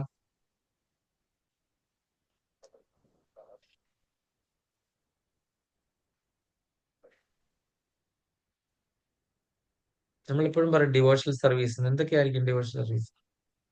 വെറുതെ പറയും, തെറ്റിപ്പോയാലും കുഴപ്പമില്ല. കീർത്തനം, ശ്രവണം, അതാണോ പ്രഭു? അതല്ല, അത് പ്രോസസ് അല്ലേ, 9 പ്രോസസ്, 9 പ്രോസസ്സാണ് ഭഗവാനെ പ്രീതിപ്പെടുത്താനുള്ള. ഭക്തിയുത സേവനം എന്താണ്? Devotional services. ഭഗവാനെ നമ്മൾ ആരാധിക്കുക, ഭഗവാനെ അർച്ചന ചെയ്യുക. ഭഗവാനെ നമ്മള് എന്താണ് പ്ലീസ് ചെയ്യാൻ വേണ്ടിയിട്ട് ചെയ്യുന്ന ഏത് പ്രവൃത്തിയും എന്താണ്? ഭക്തിയുത സേവനമാണ്. ഭഗവാനെ സന്തോഷിപ്പിക്കാനായിട്ട് ചെയ്യുന്ന ഏത് പ്രവൃത്തിയും. ചിലര് ക്ഷേത്രാരാധന നടത്തുന്നു, ചിലര് സഹസ്രനാമം ജപിക്കുന്നു, ചിലര് ഹരേ കൃഷ്ണ മഹാമന്ത്രം ജപിക്കുന്നു, ചിലര് ശ്രീമദ് ഭാഗവതം വായിക്കുന്നു, ഭഗവത്ഗീത വായിക്കുന്നു, ഭഗവാനെ പുഷ്പങ്ങൾ കൊണ്ട് അർച്ചിക്കുന്നു, ഭഗവാൻ ആരതി ചെയ്യുന്നു. അതുപോലെ തന്നെ എന്താണ്? ഭഗവാൻ ഇഷ്ടപ്പെട്ട ഭക്തന്മാർക്ക് നമ്മൾ പ്ലീസ് ചെയ്യുന്നു, ഗോക്കൾക്ക് പൂജ കൊടുക്കുന്നു, ദാനം കൊടുക്കുന്നു, തുളസി സേവ ചെയ്യുന്നു. ഇങ്ങനെ ചെയ്യുന്ന കാര്യങ്ങളും മറ്റുള്ളവർക്ക് ഭഗവാനെ പറ്റി പറഞ്ഞു കൊടുക്കുന്നു. ഇതെല്ലാം ഡിവോഷണൽ സർവീസസിൽ പെടുന്നതാണ് അല്ലെ. ഭഗവത്ഗീത പഠിപ്പിക്കുന്നതും വായിച്ചു കൊടുക്കുന്നതും കേൾക്കുന്നതും ശ്ലോകം വായിക്കുന്നതും ഇതെല്ലാം ഡിവോഷണൽ സർവീസാണ്. അത് ഓരോരോ രീതിയാണെന്നേ ഉള്ളൂ. പല രീതിയിലാണ് നമ്മൾ ഭഗവാനെ പ്ലീസ് ചെയ്യാനായിട്ട് ശ്രമിക്കുന്നത്. അപ്പൊ ഇതിനെയൊക്കെ ഡിവോഷണൽ സർവീസ് എന്ന് പറയും. ഇതാണ് പരമധർമ്മം ഒരു മനുഷ്യന്റെ.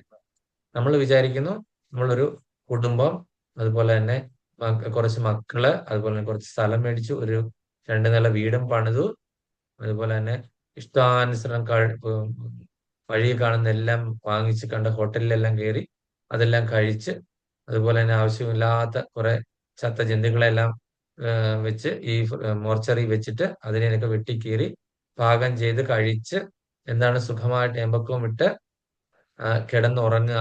അതുപോലെ തന്നെ ഇഷ്ടമുള്ള ഏത് സമയത്ത് ഉറങ്ങുക. അതായത് ബ്രഹ്മമുഹൂർത്തമെന്നോ അല്ലെങ്കിൽ രാവിലെന്നോ സൂര്യൻ ഉദിക്കുന്ന സമയത്തെന്നോ ത്രിസന്ധ്യെന്നോ ഒന്നുമില്ല. ഏത് സമയത്തും കിടന്നുറങ്ങുക, അലസത, അതുപോലെ തന്നെ കുറച്ച് ക്ഷീണം, ഇതൊക്കെയാണ് പരമമായ ധർമ്മം. ഇങ്ങനെ അങ്ങ് പോവുക, സുഖിച്ച എല്ലായിടത്തും ലോകം മുഴുവൻ കറങ്ങി നടക്കുക, എൻജോയ് ചെയ്യുക. ഇതൊക്കെയാണെന്നാണ് ആൾക്കാർ തെറ്റിദ്ധരിച്ചു വെച്ചിരിക്കുന്നത് നമ്മളുടെ ജീവിതത്തിന്റെ ധർമ്മം. അങ്ങ് എൻജോയ് ചെയ്യുക. ഈ ഒരു സമയത്ത് ഈ ഒരു ജീവിതം കിട്ടി എന്താണ്? എൻജോയ് ചെയ്യുക. എല്ലാവർക്കും എൻജോയ്മെന്റ് ആണ് ആഗ്രഹം, പക്ഷെ എൻജോയ്മെന്റ് കിട്ടുന്നില്ല ആർക്കും. എന്തുകൊണ്ടാണ് കിട്ടാത്തത്? കാര്യം ആ എൻജോയ്മെന്റ് തരുന്ന എൻജോയർ ആരാണ്? ഭഗവാനാണ്. ഭഗവാൻ എപ്പോഴും പ്ലീസ് ആകുന്നു, ഇപ്പോഴാണ് നമുക്ക് തിരിച്ച് അതിന്റെ റെസിപ്രോക്കേഷൻ ആയിട്ട് അത് നമുക്ക് തിരിച്ചു കിട്ടുന്നത്. റെസിപ്രോക്കേഷൻ. ഭഗവാൻ പരമാത്മാവായിട്ട് നമ്മൾ ഹൃദയത്തിൽ ഇരിക്കുകയാണ് അല്ലെ. ഭഗവാന് സന്തോഷമായിട്ടുണ്ടെങ്കിൽ തീർച്ചയായിട്ടും ഭഗവാന്റെ അംശമായിട്ടുള്ള ജീവാത്മാവ് നമ്മുടെ ഹൃദയത്തിലിരിക്കുന്ന ജീവാത്മാവിന് സന്തോഷമാകും. അപ്പോൾ തീർച്ചയായിട്ടും നമ്മളുടെ അത് ഇന്ദ്രിയങ്ങൾക്കും എല്ലാം സംതൃപ്തി ഉണ്ടാകും, അല്ലെങ്കിൽ ശാന്തി ഉണ്ടാകും. ഭഗവാനെ തൃപ്തിപ്പെടുത്താത്തത് കൊണ്ടാണ് നമ്മൾക്ക് സന്തോഷമില്ലായ്മ അനുഭവപ്പെടുന്നത്. ബാക്കിയുള്ള ഈ ഭൗതികമായിട്ടുള്ള ഞാൻ ഈ പറഞ്ഞ കാര്യങ്ങളൊന്നും ഭഗവാനെ സംതൃപ്തിപ്പെടുത്തുന്ന കാര്യങ്ങൾ അല്ല, അല്ലെ. ഭഗവാന് സന്തോഷം ഉണ്ടാകുന്ന ഏത് പ്രവൃത്തി ചെയ്തു കഴിഞ്ഞാലും ആ എന്താണ് എവർ ഗ്രീൻ ആയിട്ട് അത് നിൽക്കും. അത് പിന്നെ നമുക്കൊരു അടുത്ത ജന്മം കിട്ടുകയാണെങ്കിൽ നമ്മൾ ഇപ്പൊ ചെയ്തിടത്തുനിന്ന് വീണ്ടും തുടങ്ങിയാൽ മതി, ആദ്യം മുതൽ തുടങ്ങേണ്ട ആവശ്യമില്ല. അതാണ് ആ ഭക്തിയുത സേവനം ചെയ്യുന്നത് കൊണ്ടുള്ള ഒരു പ്രയോജനം അല്ലെങ്കിൽ മേന്മ എന്ന് പറയുന്നത്. നമ്മൾ ഭഗവാന് വേണ്ടിയിട്ട് ചെയ്യുന്നതിനൊന്നും കർമ്മ എന്ന് പറയുന്ന സംഭവം ബാധിക്കുന്നേ ഇല്ല.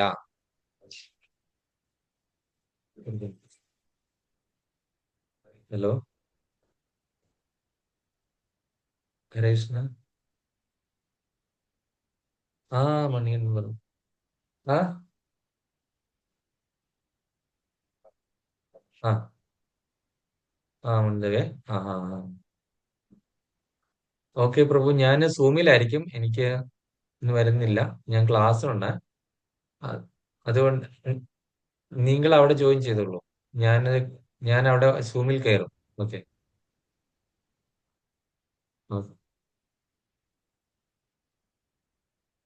ആ ഓക്കെ. അത് സുർജിത് പ്രഭുവിനെ വേണമെങ്കിൽ സംശയം ഉണ്ടെങ്കിൽ വിളിച്ചാൽ മതി.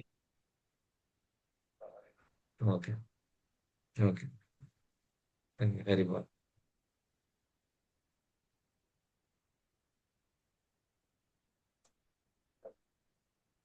അപ്പം എന്താണ് നമ്മൾ പറഞ്ഞു വന്നത്?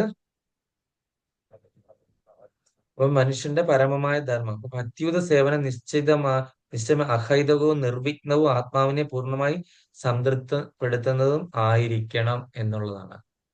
നമ്മുടെ ആത്മാവിനെ സംതൃപ്തിപ്പെടുത്തിയില്ലെങ്കിൽ നമ്മുടെ ശരീരത്തിന് എത്രമാത്രം, നമുക്ക് ഇപ്പം ഒരാൾ നമ്മൾ പുറത്ത് ചൊറിച്ചിൽ വന്നു കഴിഞ്ഞാൽ നമ്മളൊന്ന് ചൊറിഞ്ഞു തന്നു എങ്കിൽ നമുക്ക് അതൊരു ഇത്ര സെക്കൻഡ് 2 സെക്കൻഡ് കഴിഞ്ഞ് ആ ഒരു സംതൃപ്തി അങ്ങോട്ട് പോകും, അല്ല നിൽക്കുന്നില്ല, നിലനിൽക്കുന്നില്ല. ഇതാണ് ഭൗതികമായിട്ടുള്ള ഓരോ സംതൃപ്തിയും വളരെ നൈമിഷികമാണ്.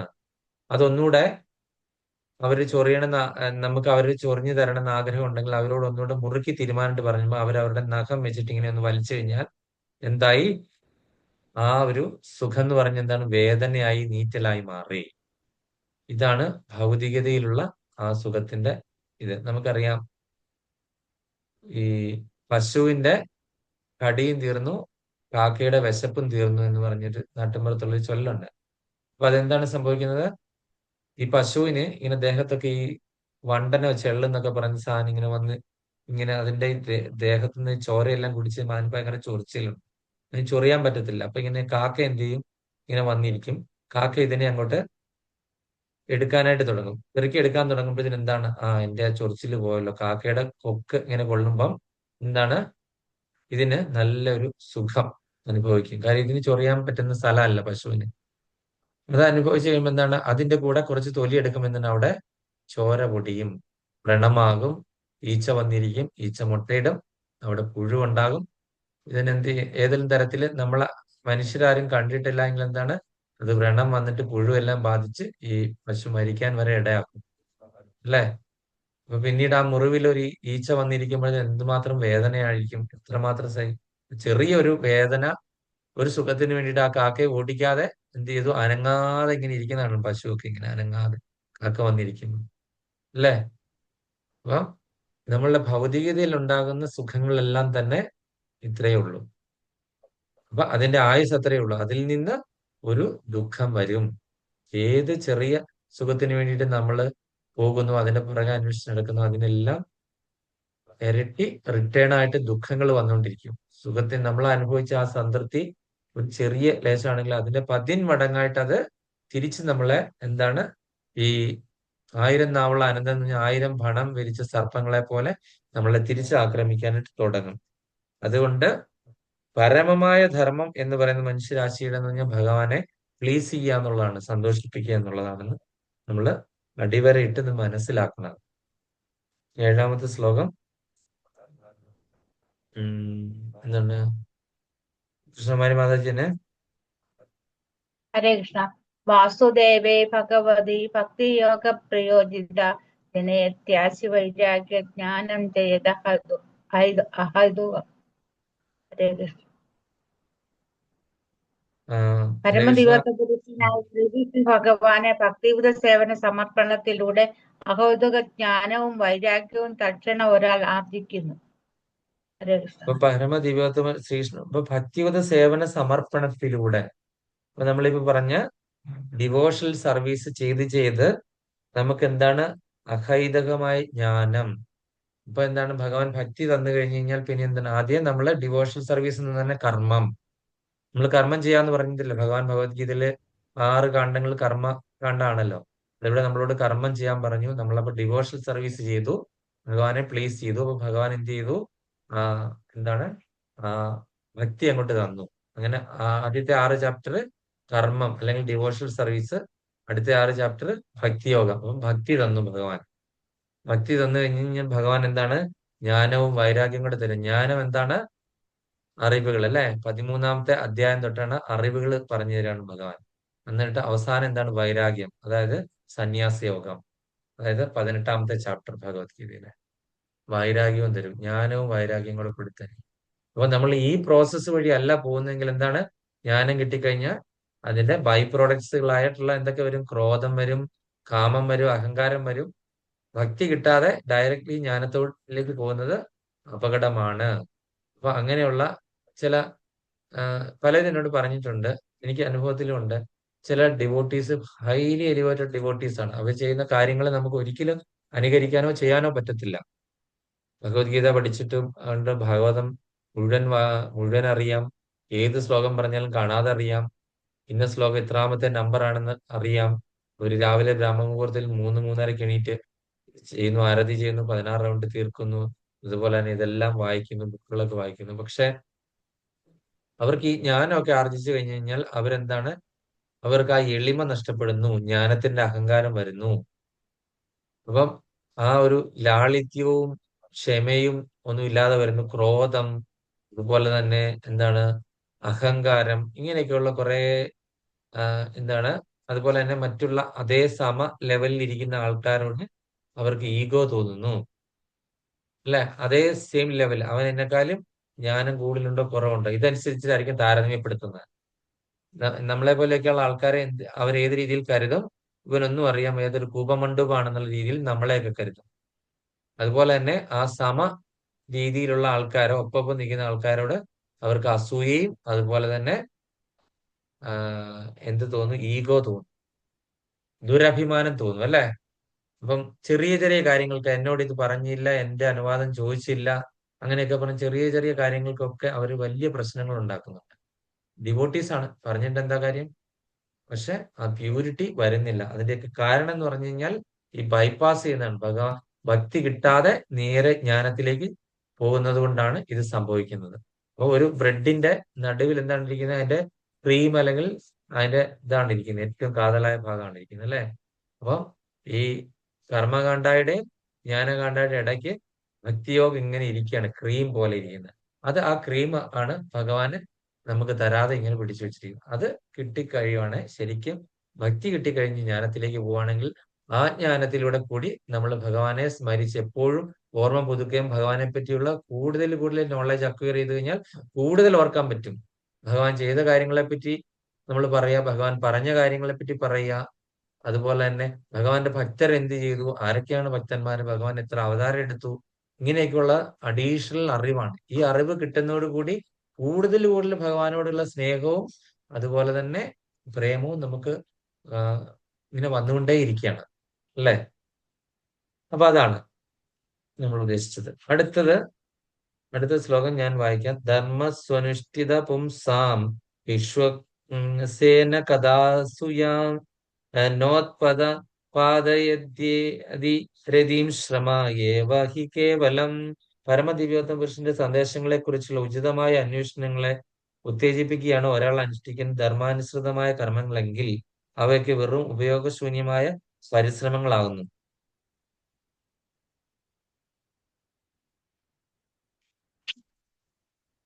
അതായത് നമ്മൾ ഭഗവത്ഗീതയിൽ പറഞ്ഞു തന്നിട്ടുള്ള അന്വേഷണങ്ങളെ ഉത്തേജിപ്പിക്കുകയാണ് ഒരാൾ ധർമാനുസൃതമായി. അപ്പൊ ഒരാൾ ധർമാനുസൃതമായി ചെയ്ത കാര്യങ്ങള് ഭഗവാൻ പറഞ്ഞ രീതിയിലൊക്കെ തന്നെ കർമ്മങ്ങളൊക്കെ ചെയ്തു. പക്ഷെ അതിന്റെ ആ ഒരു റിസൾട്ട് കിട്ടിയിട്ടില്ല എങ്കിൽ നമ്മൾ ചെയ്ത കാര്യങ്ങളൊക്കെ ഉപയോഗശൂന്യമായ പരിശ്രമങ്ങളായിട്ട് പോകും. കാര്യം എന്നെ പോലെയുള്ളവരുടെ അവസ്ഥ എന്ന് പറഞ്ഞു കഴിഞ്ഞാൽ വർഷങ്ങളായിട്ട് നമുക്ക് പ്രാക്ടീസ് ചെയ്യുന്നു. പക്ഷെ എന്താണ് ഭക്തി, നമുക്ക് ഭഗവാൻ ഭക്തി തന്നുമില്ല. പിന്നെ എന്താണ് നമുക്ക് ഒരു പുരോഗതി ഉണ്ടാകുന്നില്ല. അപ്പൊ പുരോഗതി ഉണ്ടാകാതെ നിൽക്കുന്ന ഒരു അവസ്ഥ വരും. അപ്പൊ അതുകൊണ്ടാണ് നമ്മൾ ഒരുപാട് കർമ്മങ്ങൾ ചെയ്യുന്നുണ്ട്, അതും ഇതൊക്കെ ചെയ്യുന്നുണ്ട്. ഞാനും ചെയ്യുന്നുണ്ട്, ആരതി ചെയ്യുന്നുണ്ട്, അങ്ങനെ ഒരുപാട് കാര്യങ്ങൾ. ബുക്ക് റീഡിംഗ് ഒന്നും ഇല്ല, അതൊരു വാസ്തവമാണ്. പക്ഷെ ബാക്കിയുള്ള കുറെ ഭക്തിയുത ചാൻഡിങ് 16 റൗണ്ട് എങ്ങനെയൊക്കെ ഒപ്പിക്കുന്നുണ്ട്. ഇതേപോലുള്ള കാര്യങ്ങളൊക്കെ ചെയ്യുന്നുണ്ട്. പക്ഷെ ഭക്തി എന്ന് പറഞ്ഞ സാധനം ഭഗവാൻ തരാത്തത് കൊണ്ട് ഈ ജ്ഞാനം ഉണ്ടെന്ന് നിങ്ങളൊക്കെ വിചാരിക്കും, ഞാൻ എന്തെങ്കിലുമൊക്കെ വായി തോന്നിയ പറയുന്നത് കൊണ്ട്. അപ്പൊ അങ്ങനെ ആൾക്കാരുടെ കണ്ണിൽ പൊടിയിടുകയാണ് ശരിക്കും ചെയ്യുന്നത്, അല്ലെ? വാസ്തവം പറഞ്ഞു കഴിഞ്ഞാൽ. അപ്പൊ അതൊക്കെ വെറും ഉപയോഗശൂന്യമായ പരിശ്രമങ്ങളാണ് എന്ന് ഇവിടെ പറയുകയാണ്. അടുത്തത് എന്താണ്? ധർമ്മസ്യ ഖ്യാപവർഗസ്യാനാർത്ഥോർത്തയോ ഉപകൽപ്പതേ നാർത്ഥസ്യ ധർമ്മൈ കാന്തസ്യ കാമോലാഭായ ഹി സ്മൃതാൻ. അഖില ധർമ്മങ്ങളെയും നിശ്ചയമായും പരമമുക്തിയെ ഉദ്ദേശിച്ചുകൊണ്ടുള്ളതാകുന്നു. ഭൗതിക നേട്ടങ്ങൾക്കായി അവ ഒരിക്കലും അനുഷ്ഠിക്കരുതെന്ന് മാത്രമല്ല, ഋഷിശ്രേഷ്ഠന്മാരുടെ മതമനുസരിച്ചിട്ട് പരമനിരതനായ ഒരുവൻ ഒരിക്കലും ഭൗതിക നേട്ടങ്ങളെ ഇന്ദ്രിയ തൃപ്തിക്കായി ഉപയോഗിക്കരുത്. അപ്പം എല്ലാ ധർമ്മം പറയുന്ന അല്ലെങ്കിൽ നമ്മളുടെ മതങ്ങൾ പറയുന്ന കാര്യങ്ങളൊക്കെ തന്നെ ഈ മുക്തിക്ക് വേണ്ടിയിട്ടുള്ള കാര്യങ്ങളാണ്, ഇല്ലേ? അപ്പം ഭൗതിക നേട്ടങ്ങൾക്ക് വേണ്ടി നമ്മൾ കണ്ടു, ഗോവർദ്ധന ലീലയിലെ ഇന്ദ്രനെ പ്രസാദിപ്പിക്കാനായിട്ട് ഇത് ചെയ്യുന്നതൊക്കെ നമ്മൾ കണ്ടല്ലേ. ഭൗതിക നേട്ടങ്ങൾക്ക് വേണ്ടിയിട്ട് അത് അനുഷ്ഠിക്കരുത്. അപ്പൊ ഋഷിമാര് പറയുന്ന അനുസരിച്ചിട്ട് ധർമ്മനിരതനായ ഒരുവൻ ഒരിക്കലും ഭൗതിക നേട്ടങ്ങളെ ഇന്ദ്രിയ സംതൃപ്തിക്കായിട്ട് ഒരിക്കലും ഒരാളുടെ ഇന്ദ്രിയ സംതൃപ്തിക്ക് വേണ്ടിയിട്ട് മാത്രം ഈ ധർമ്മം അനുഷ്ഠിക്കരുത് എന്ന് പറഞ്ഞിരിക്കുന്നു. ഇനി അടുത്തത്, ഞാനിത് സമയം 8 മണി കഴിഞ്ഞത് കൊണ്ട് നമ്മൾ താമസിച്ചാ തുടങ്ങി, ആൾക്കാരും ഇല്ലാത്തത് കൊണ്ട്. എന്നാലും ഞാൻ എന്റെ വിവർത്തനം മാത്രം വായിച്ചു പോവാണ്, സമയക്കുറവുള്ളതുകൊണ്ട്. അടുത്ത 10ാമത്തെ ശ്ലോകം. ജീവിതാഭിലാഷങ്ങളെ ഒരിക്കലും ഇന്ദ്രിയ സംതൃപ്തിയിലേക്ക് തിരിച്ചുവിടരുത്. വെരി ക്ലിയർ ആണ്. അപ്പം ഇന്ദ്രിയ സംതൃപ്തിക്ക് വേണ്ടിയിട്ട് മാത്രം നമ്മളുടെ ജീവിത അഭിലാഷങ്ങളെ അതിനു വേണ്ടിയിട്ട് മാത്രം നമ്മൾ ഒതുക്കരുത്. ഇന്ദ്രിയ സംതൃപ്തിക്ക് വേണ്ടിയിട്ടുള്ള ഒരു എയിമും അല്ലെങ്കിൽ വെക്കരുത്. എന്റെ ഇന്ന കാര്യത്തിന് വേണ്ടിയിട്ട് ഞാൻ ഇന്ന ഒരു കാര്യം ചെയ്യുന്നു, അങ്ങനെ ഇന്ദ്രിയ സംതൃപ്തിക്ക് വേണ്ടിയിട്ടുള്ള കാര്യങ്ങൾ ഒരിക്കലും, അഭിലാഷങ്ങളെ അങ്ങോട്ടേക്ക്, നമ്മളുടെ എയിം അല്ലെങ്കിൽ നമ്മുടെ ലക്ഷ്യം എന്ന് പറയുന്ന ഒരിക്കലും അങ്ങോട്ടേക്ക് തിരിച്ചുവിടരുത്. അപ്പം മനുഷ്യജന്മം നിരപേക്ഷ സത്യത്തെക്കുറിച്ചുള്ള അന്വേഷണത്തിന് വേണ്ടി മാത്രമുള്ളതാണ്. നമ്മുടെ പ്രവർത്തന ലക്ഷ്യം മറ്റ് ഒന്നും തന്നെ ആവരുത്. നിരപേക്ഷ സത്യം എന്ന് പറഞ്ഞു കഴിഞ്ഞാൽ ഒന്നിനെ ആപേക്ഷിച്ചിട്ടുള്ള കാര്യമല്ല, ഒന്നിനെ റിലേറ്റ് ചെയ്യാതിട്ടുള്ള ഒരു സത്യം എന്ന് പറഞ്ഞാൽ എന്താണ്? സ്വയമേ സത്യമാണ്. സത്യം പരം ധീമഹി, അതെന്താണ്? ഭഗവാനാണ്, അല്ലെ? ആ ഒരു ജ്ഞാനം, അതിനു വേണ്ടിയിട്ട് മാത്രമുള്ള അന്വേഷണമായിരിക്കണം നമ്മൾ ശരിക്കും ചെയ്യേണ്ടത്. നിരപേക്ഷമായിരിക്കണം, അല്ലെ? ആപേക്ഷികമായി മറ്റൊന്നിനായിട്ട് ബന്ധിപ്പിച്ചിട്ടുള്ള കാര്യമല്ല. ഭഗവാനെ പറ്റിയുള്ള കാര്യം നിരപേക്ഷമാണ്, അല്ലെ? അപ്പൊ അതിനു വേണ്ടിയിട്ടുള്ള അന്വേഷണത്തിന് വേണ്ടിയിട്ട് മാത്രം നമ്മൾ മുൻപോട്ട് പോകുക എന്നുള്ളതാണ്. അടുത്തത് 11ാമത്തെ ശ്ലോകം. നിരപേക്ഷ സത്യം ഗ്രഹിച്ച് ജ്ഞാനിയായ അതീന്ദ്രവാദികൾ ഈ അദ്വൈത തത്വത്തെ ബ്രഹ്മൻ, പരമാത്മാവ്, ഭഗവാൻ എന്നിങ്ങനെ സംബോധന ചെയ്യുന്നു. അപ്പൊ ഭഗവത്ഗീതയിൽ പലതവണ പറഞ്ഞെങ്കിലും ഇത് ഭാഗവതത്തിൽ നിന്നായിരുന്നു കോട്ട് ചെയ്തിരുന്നത്, അല്ലെ? ബ്രഹ്മൻ, പരമാത്മാവ്, ഭഗവാൻ. ഇപ്പൊ ഈ കൂട്ടരെ പറ്റി നമ്മൾ ഒരുപാട് ക്ലാസ്സുകളിൽ കണ്ടു കഴിഞ്ഞാണ്. ഇത് ആരൊക്കെയാണെന്ന് അറിയാമോ? ഇതിലെ ബ്രഹ്മന്റെ എക്സാമ്പിൾ ആരാണ്? ഇത്ര പ്രാവശ്യം വന്നു. സൂര്യരശ്മി ഏറ്റ സൂര്യരശ്മി, പരമാത്മാ, സൂര്യഗോളം അല്ലെ? സൂര്യഗോളം. ഭഗവാന് അതിലോട്ട് കടക്കാൻ കഴിഞ്ഞാൽ അതിന്റെ ഉപരിതലം അല്ലെ, ഉള്ള്, ആ. അതിന്റെ ഉള്ള്. അപ്പം ഭഗവാൻ റിയലൈസേഷൻ ആണ് നമ്മൾ എടുത്തിരിക്കുന്നത് അല്ലെ. നമ്മളെ കൃഷ്ണബോധ സംഘടന എടുത്തിരിക്കുന്നത് ഈ രണ്ട് റിയലൈസേഷനുള്ള ബ്രഹ്മൻ റിയലൈസേഷനും അല്ല, പരമാത്മാ റിയലൈസേഷനും അല്ല, എന്താണ് ഭഗവാൻ റിയലൈസേഷൻ. ബ്രഹ്മ റിയലൈസേഷൻ ചെയ്ത ആൾക്കാർ എവിടെയാ പോകുന്നത്? കൃഷ്ണ, എല്ലാവരും മറന്നു പോവാണ് ഭഗവാനെ. എനിക്കും ഭയങ്കര മറവിയാണ്. നിങ്ങളും ഇങ്ങനെ വർഷങ്ങളായിട്ട് ക്ലാസ്സിലിരിക്കുന്നല്ലേ. ബ്രഹ്മജ്യോതിയില്, ഭഗവാന്റെ ബ്രഹ്മജ്യോതിയില് അവ്യക്തിഗത ബ്രഹ്മം എന്നൊക്കെ പറയുന്ന ആ നിരപേക്ഷ ബ്രഹ്മം എന്നൊക്കെ പറയുന്ന ആ ബ്രഹ്മജ്യോതിയിൽ ഭഗവാന്റെ ചുറ്റും കാണുന്ന മഞ്ഞ കളറിലെ പ്രകാശ വലയത്തിൽ അവിടെ എന്താണ്? ലയനമേ ഉള്ളൂ, ആസ്വാദനം ഇല്ല, നോ എൻജോയ്മെന്റ്. അപ്പൊ അത് കഴിഞ്ഞ് തീരെ എൻജോയ്മെന്റ് ആഗ്രഹിക്കുന്നുണ്ടെങ്കിൽ തീർച്ചയായിട്ടും വീണ്ടും ഭൗതിക ലോകത്തിലേക്ക് വന്ന് പിറക്കേണ്ടി വരും. അപ്പൊ അതൊരു എന്താണ്? എന്ത് മുക്തിയാണ്? സായുജ്യ ബ്രഹ്മ മുക്തി. റിയലൈസേഷനിൽ പോയാലും ഭൗതിക ലോകത്തിലേക്ക് വരും പ്രഭു. തീർച്ചയായിട്ടും വരും. സായുജ്യ മുക്തിയാണ് അല്ലെ. അതിൽ പോയി സായുജ്യ അടയാണ്.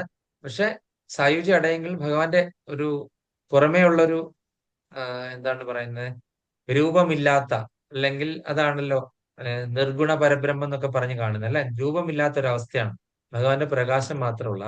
അതിലേക്ക് പോകാനായിട്ട് വർഷങ്ങൾ പ്രാക്ടീസ് ചെയ്ത് യോഗയൊക്കെ ചെയ്തിട്ട് പോകുന്ന ആൾക്കാർ എങ്ങോട്ടാ പോകുന്നത്? ഇതിലേക്കാണ് പോകുന്നത്. ഈ അവരുടെ ആത്മാവ് ലയിക്കുന്നത് എങ്ങോട്ടാണ്? ഈ നിർഗുണ പരബ്രഹ്മത്തിലേക്കാണ് പോകുന്നത്. അങ്ങോട്ടേക്ക് പോയി കഴിഞ്ഞാൽ എന്താണ്? അതുമായിട്ട് ലയിച്ചു ചേർന്നിരിക്കുകയാണ്. യാതൊരു വേറൊന്നും എന്താണ്? ഈ പ്രകാശത്തിലേക്ക് ലയിച്ചാൽ എന്താണ് അവസ്ഥ?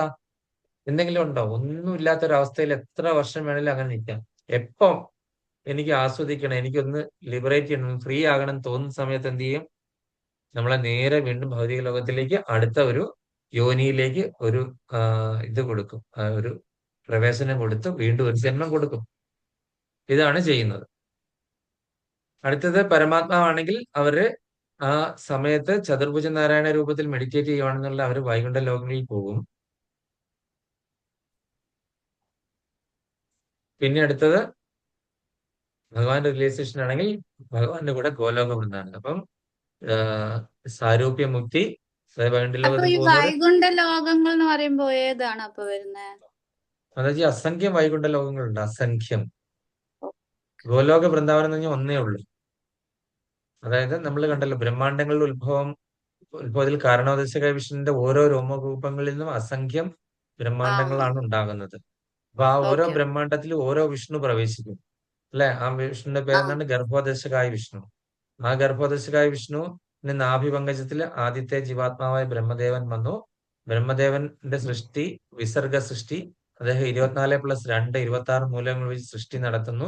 ഈ സൃഷ്ടി നടത്തി ഓരോരുത്തരുടെയും ഉള്ളിൽ പരമാത്മാവായിട്ട് കയറുന്ന വിഷ്ണു ക്ഷീരോദശകായ വിഷ്ണു. അപ്പൊ ഒന്ന് ആലോചിച്ച് നോക്കിയേ, എത്ര വിഷ്ണു ഉണ്ടല്ലേ. ഓരോ ബ്രഹ്മാണ്ടത്തിലും ഉണ്ട് വിഷ്ണു. അനേക കോടി ബ്രഹ്മാണ്ടങ്ങളാണ്, അത്രയും വിഷ്ണുവുണ്ട്. വൈകുണ്ഠത്തിൽ പോകാമെന്നുള്ള ഒരു ഇതേ ഇവിടെയൊക്കെ പറയുന്നുള്ളൂ അല്ലെ. ഭാഗവതമൊക്കെ മാക്സിമം അതുവരെ പഠിപ്പിക്കുന്നത് അറിയത്തുള്ളൂ. അതിലപ്പുറത്തേക്കുള്ള നോളേജ് അതുവരെ നമുക്ക് പറയുന്നു. നോളേജ് നമുക്ക് കിട്ടിയത് ചൈതന്യ മഹാപ്രഭു വന്നേ പിന്നെയാണ്. അതിന് മുകളിൽ ഒരു ലോകം ഉണ്ടെന്നും കൃഷ്ണന്റേതായ സ്വന്തമായിട്ടുള്ള ഗോലോക വൃന്ദാവനം ഉണ്ടെന്നും അതാണ് ഏറ്റവും ഉയർന്നത്.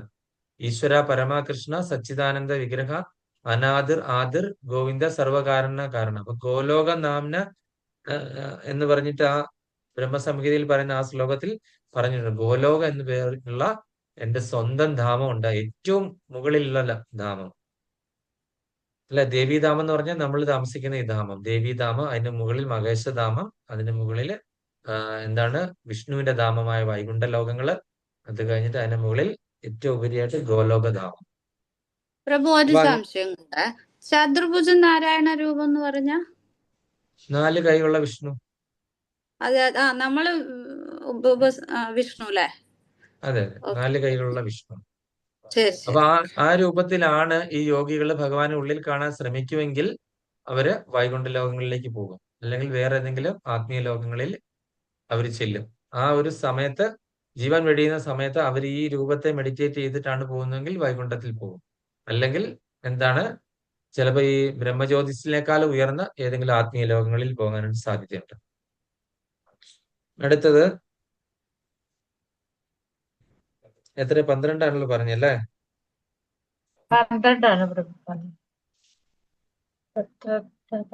മുനയോ ജ്ഞാനവൈരാഗ്യയുക്തയ പശ്യന്താത്മനെ ഭക്തയ സുഖത്തെ. അപ്പൊ ആ നിരപേക്ഷ ഉത്തരം. സത്യത്തെ സാക്ഷാത്കരിക്കുന്നു ഭക്തിയുത സേവനത്തിലൂടെ എന്നാണ് പറഞ്ഞത്. ജ്ഞാനം ഉണ്ടാകണം, വൈരാഗ്യം ഉണ്ടാകണം. ജ്ഞാനയോഗം കഴിഞ്ഞു കഴിഞ്ഞ് പിന്നെ വൈരാഗ്യം എന്നുള്ള നമ്മള് ഈ നമുക്ക് തിരസ്കരിക്കാനായിട്ട് നമുക്ക് സാധ്യമാകുന്ന എല്ലാത്തിനെയും തിരസ്കരിക്കണം. നമുക്ക് ഒരുപാട് കാര്യങ്ങളുണ്ടല്ലേ. കാമത്തെ പരിത്യജിക്കണം, ക്രോധത്തെ പരിത്യജിക്കണം, മോഹത്തെ പരിത്യജിക്കണം. മോഹം എന്ന് പറയുന്നത് നമുക്ക് നിൽക്കില്ല. സ്വർണം കണ്ടു കഴിഞ്ഞാൽ എന്താണ് മേടിക്കണം, മറ്റുള്ളവർ നല്ലൊരു ഡ്രസ്സ് ഇട്ട് കഴിഞ്ഞാൽ നമുക്ക് ഡ്രസ്സ് ധരിക്കണം. ഇങ്ങനെ പല പല മോഹങ്ങളാണ്. ഒരാൾ ഒരു വീട് വെച്ചു, നമുക്ക് അതിലും വലിയ വീട് വെക്കണം. ഇങ്ങനെയുള്ള ഈ മോഹം, ഇതിനെല്ലാം പരിത്യജിച്ചുകൊണ്ടുള്ള ആ ഒരു പരിത്യാഗം എന്നുള്ള ലെവലിൽ എത്തിക്കഴിയുമ്പോഴത്തേക്കിനാണ് എന്താണ് നമുക്ക് ഈ ഭക്തിയുത സേവനത്തിന് സമർപ്പണം എന്നുള്ള കാര്യം വരുള്ളൂ. അപ്പോഴാണ് ശരിക്കും നമുക്ക് ആ പരമസത്യത്തെ സാക്ഷാത്കരിക്കാനായിട്ട് പറ്റുള്ളൂ. അടുത്തത് 13ാമത്തെ ശ്ലോകത്തിൽ പറയുന്നത്, അല്ലയോ ദ്വിജശ്രേഷ്ഠ, ഈ ജീവിത വ്യവസ്ഥയും വർണ്ണ വ്യവസ്ഥയും അടിസ്ഥാനമാക്കിയുള്ള നിർദ്ദിഷ്ട സ്വധർമ്മ കർമ്മ നിർവഹണത്തിലൂടെ പരമദിവ്യോത്ത പുരുഷനെ പ്രീതിപ്പെടുത്തുക എന്ന വിശിഷ്ടമായ പൂർണ്ണതയിലേക്ക് ഒരാൾ പ്രാപ്തമാകുന്നു. അപ്പൊ നമ്മൾ 4 വർണ്ണങ്ങളും 4 ആശ്രമങ്ങളും അന്ന് പഠിച്ചാണ്. ഏതൊക്കെയാണ് 4 വർണ്ണങ്ങളും 4 ആശ്രമങ്ങളും? ബ്രഹ്മചര്യം, വാനപ്രസ്ഥം, ഗൃഹസ്ഥാശ്രമം, സന്യാസം. മറ്റേത് ക്ഷത്രിയൻ. ഹലോ, ഹരി കേൾ- ഹരി ആ കേൾക്കുന്നുണ്ട്. ബ്രാഹ്മണർ, ക്ഷത്രിയർ, വൈശ്യർ, ബ്രാഹ്മണർ, ശൂദ്രർ. ക്ഷത്രിയർ, വൈശ്യർ, ശൂദ്രർ. അപ്പൊ അങ്ങനെ വർണ്ണങ്ങളും ആശ്രമങ്ങളും നമ്മൾ കണ്ടല്ലേ. അപ്പൊ ഈ വർണ്ണാശ്രമ വ്യവസ്ഥ ഫോളോ ചെയ്യുവാണെന്നുണ്ടെങ്കിൽ നമ്മൾ ഈ പുരുഷാർത്ഥങ്ങൾ എന്ന് പറയും അല്ലേ. ഏതൊക്കെയാണ്? ധർമ്മം, അർത്ഥം, കാമം, അർത്ഥം, മോക്ഷം. ഈ കാമം, 4 മോക്ഷം. കാര്യങ്ങളാണ് കിട്ടാൻ പോകുന്നത്. ഈ പുരുഷാർത്ഥങ്ങളാണ് അല്ലെ. വേദങ്ങളിലൊക്കെ പറഞ്ഞിരിക്കുന്നത് വർണ്ണാശ്രമ വ്യവസ്ഥ ഫോളോ ചെയ്യുന്നത്. ബ്രാഹ്മണനാണെങ്കിൽ ബ്രാഹ്മണന് പറഞ്ഞിരിക്കുന്ന നിയതകർമ്മം ചെയ്യണം, ക്ഷത്രിയനാണെങ്കിൽ അവന്റെ കർമ്മം ചെയ്യണം. ഇതെല്ലാം നമ്മൾ വലിയ ക്ലാസ് ഒക്കെ എടുത്തിട്ടുള്ളതാണ്. ശൂദ്രനാണെങ്കിൽ അവരുടെ കർമ്മം ചെയ്യണം, വൈശ്യനാണ് അവന്റെ കർമ്മം. അപ്പൊ ഈ ലെവലിൽ നിന്നുകൊണ്ട് ഈ 4 ആശ്രമങ്ങൾ ഫോളോ ചെയ്യുവാണെന്നുണ്ടെങ്കിൽ ബ്രഹ്മചര്യം ഒരു 10-25 വയസ്സ് വരെ ബ്രഹ്മചര്യ നിഷ്ഠ അനുഷ്ഠിക്കുക. പിന്നെ അടുത്തത് പിന്നെ അതിനുശേഷം ഗൃഹസ്ഥാശ്രമം. ഗൃഹസ്ഥാശ്രമിയായിട്ട് ജീവിക്കുക, ഭാര്യ, കുടുംബം, എല്ലാവരുടെ കാര്യങ്ങളൊക്കെ നോക്കുക. അത് കഴിഞ്ഞ് 50 വയസ്സിന് ശേഷം എന്താണ് വാനപ്രസ്ഥം ചെയ്യുക. അതിനുശേഷം സന്യാസം, എല്ലാം പരിത്യജിച്ച്. ഹരേ കൃഷ്ണ. ഹരേ കൃഷ്ണ. മോളാണോ മോനാണെന്ന് എനിക്ക് അറിയത്തില്ല. മാതാജിക്ക് എവിടുന്നോ ഒരു സുന്ദരിക്കുട്ടിയാണോ സുന്ദരക്കുട്ടിയാണോ എന്ന് അറിയത്തില്ല. ഭഗവാന്റെ കൃപയുണ്ടാകട്ടെ എന്തായാലും ആ കുട്ടിക്ക്. മോളാണ് പ്രഭു, അതെയോ? ചേച്ചിയുടെ പേരക്കുട്ടി. ഹരി ബോൾ. ഹരേ കൃഷ്ണ. ഹരേ കൃഷ്ണ മോളെ. ഹരേ കൃഷ്ണ പറയോ, ഹരേ കൃഷ്ണ ഹരേ പറയോ, കൃഷ്ണ. ഹരേ കൃഷ്ണ പറയോ. സാമിയേ ഹരേ പറ, ഹരേ കൃഷ്ണ. ഉറക്കെ പറ, ഉറക്കെ പറ. എന്താ? സാമിയേ പറ. ആ. ഹരേ മാതാജി കൃഷ്ണ എന്ന് അപ്പൊ പറഞ്ഞ, ഹരേ കൃഷ്ണ ചേച്ചിയുടെ എന്ന് പറ. വീട്ടിലാണോ? ചേച്ചിയുടെ വീട്ടിലാണോ? ഞാന് ഇപ്പൊ വന്നതാ. അതെയോ?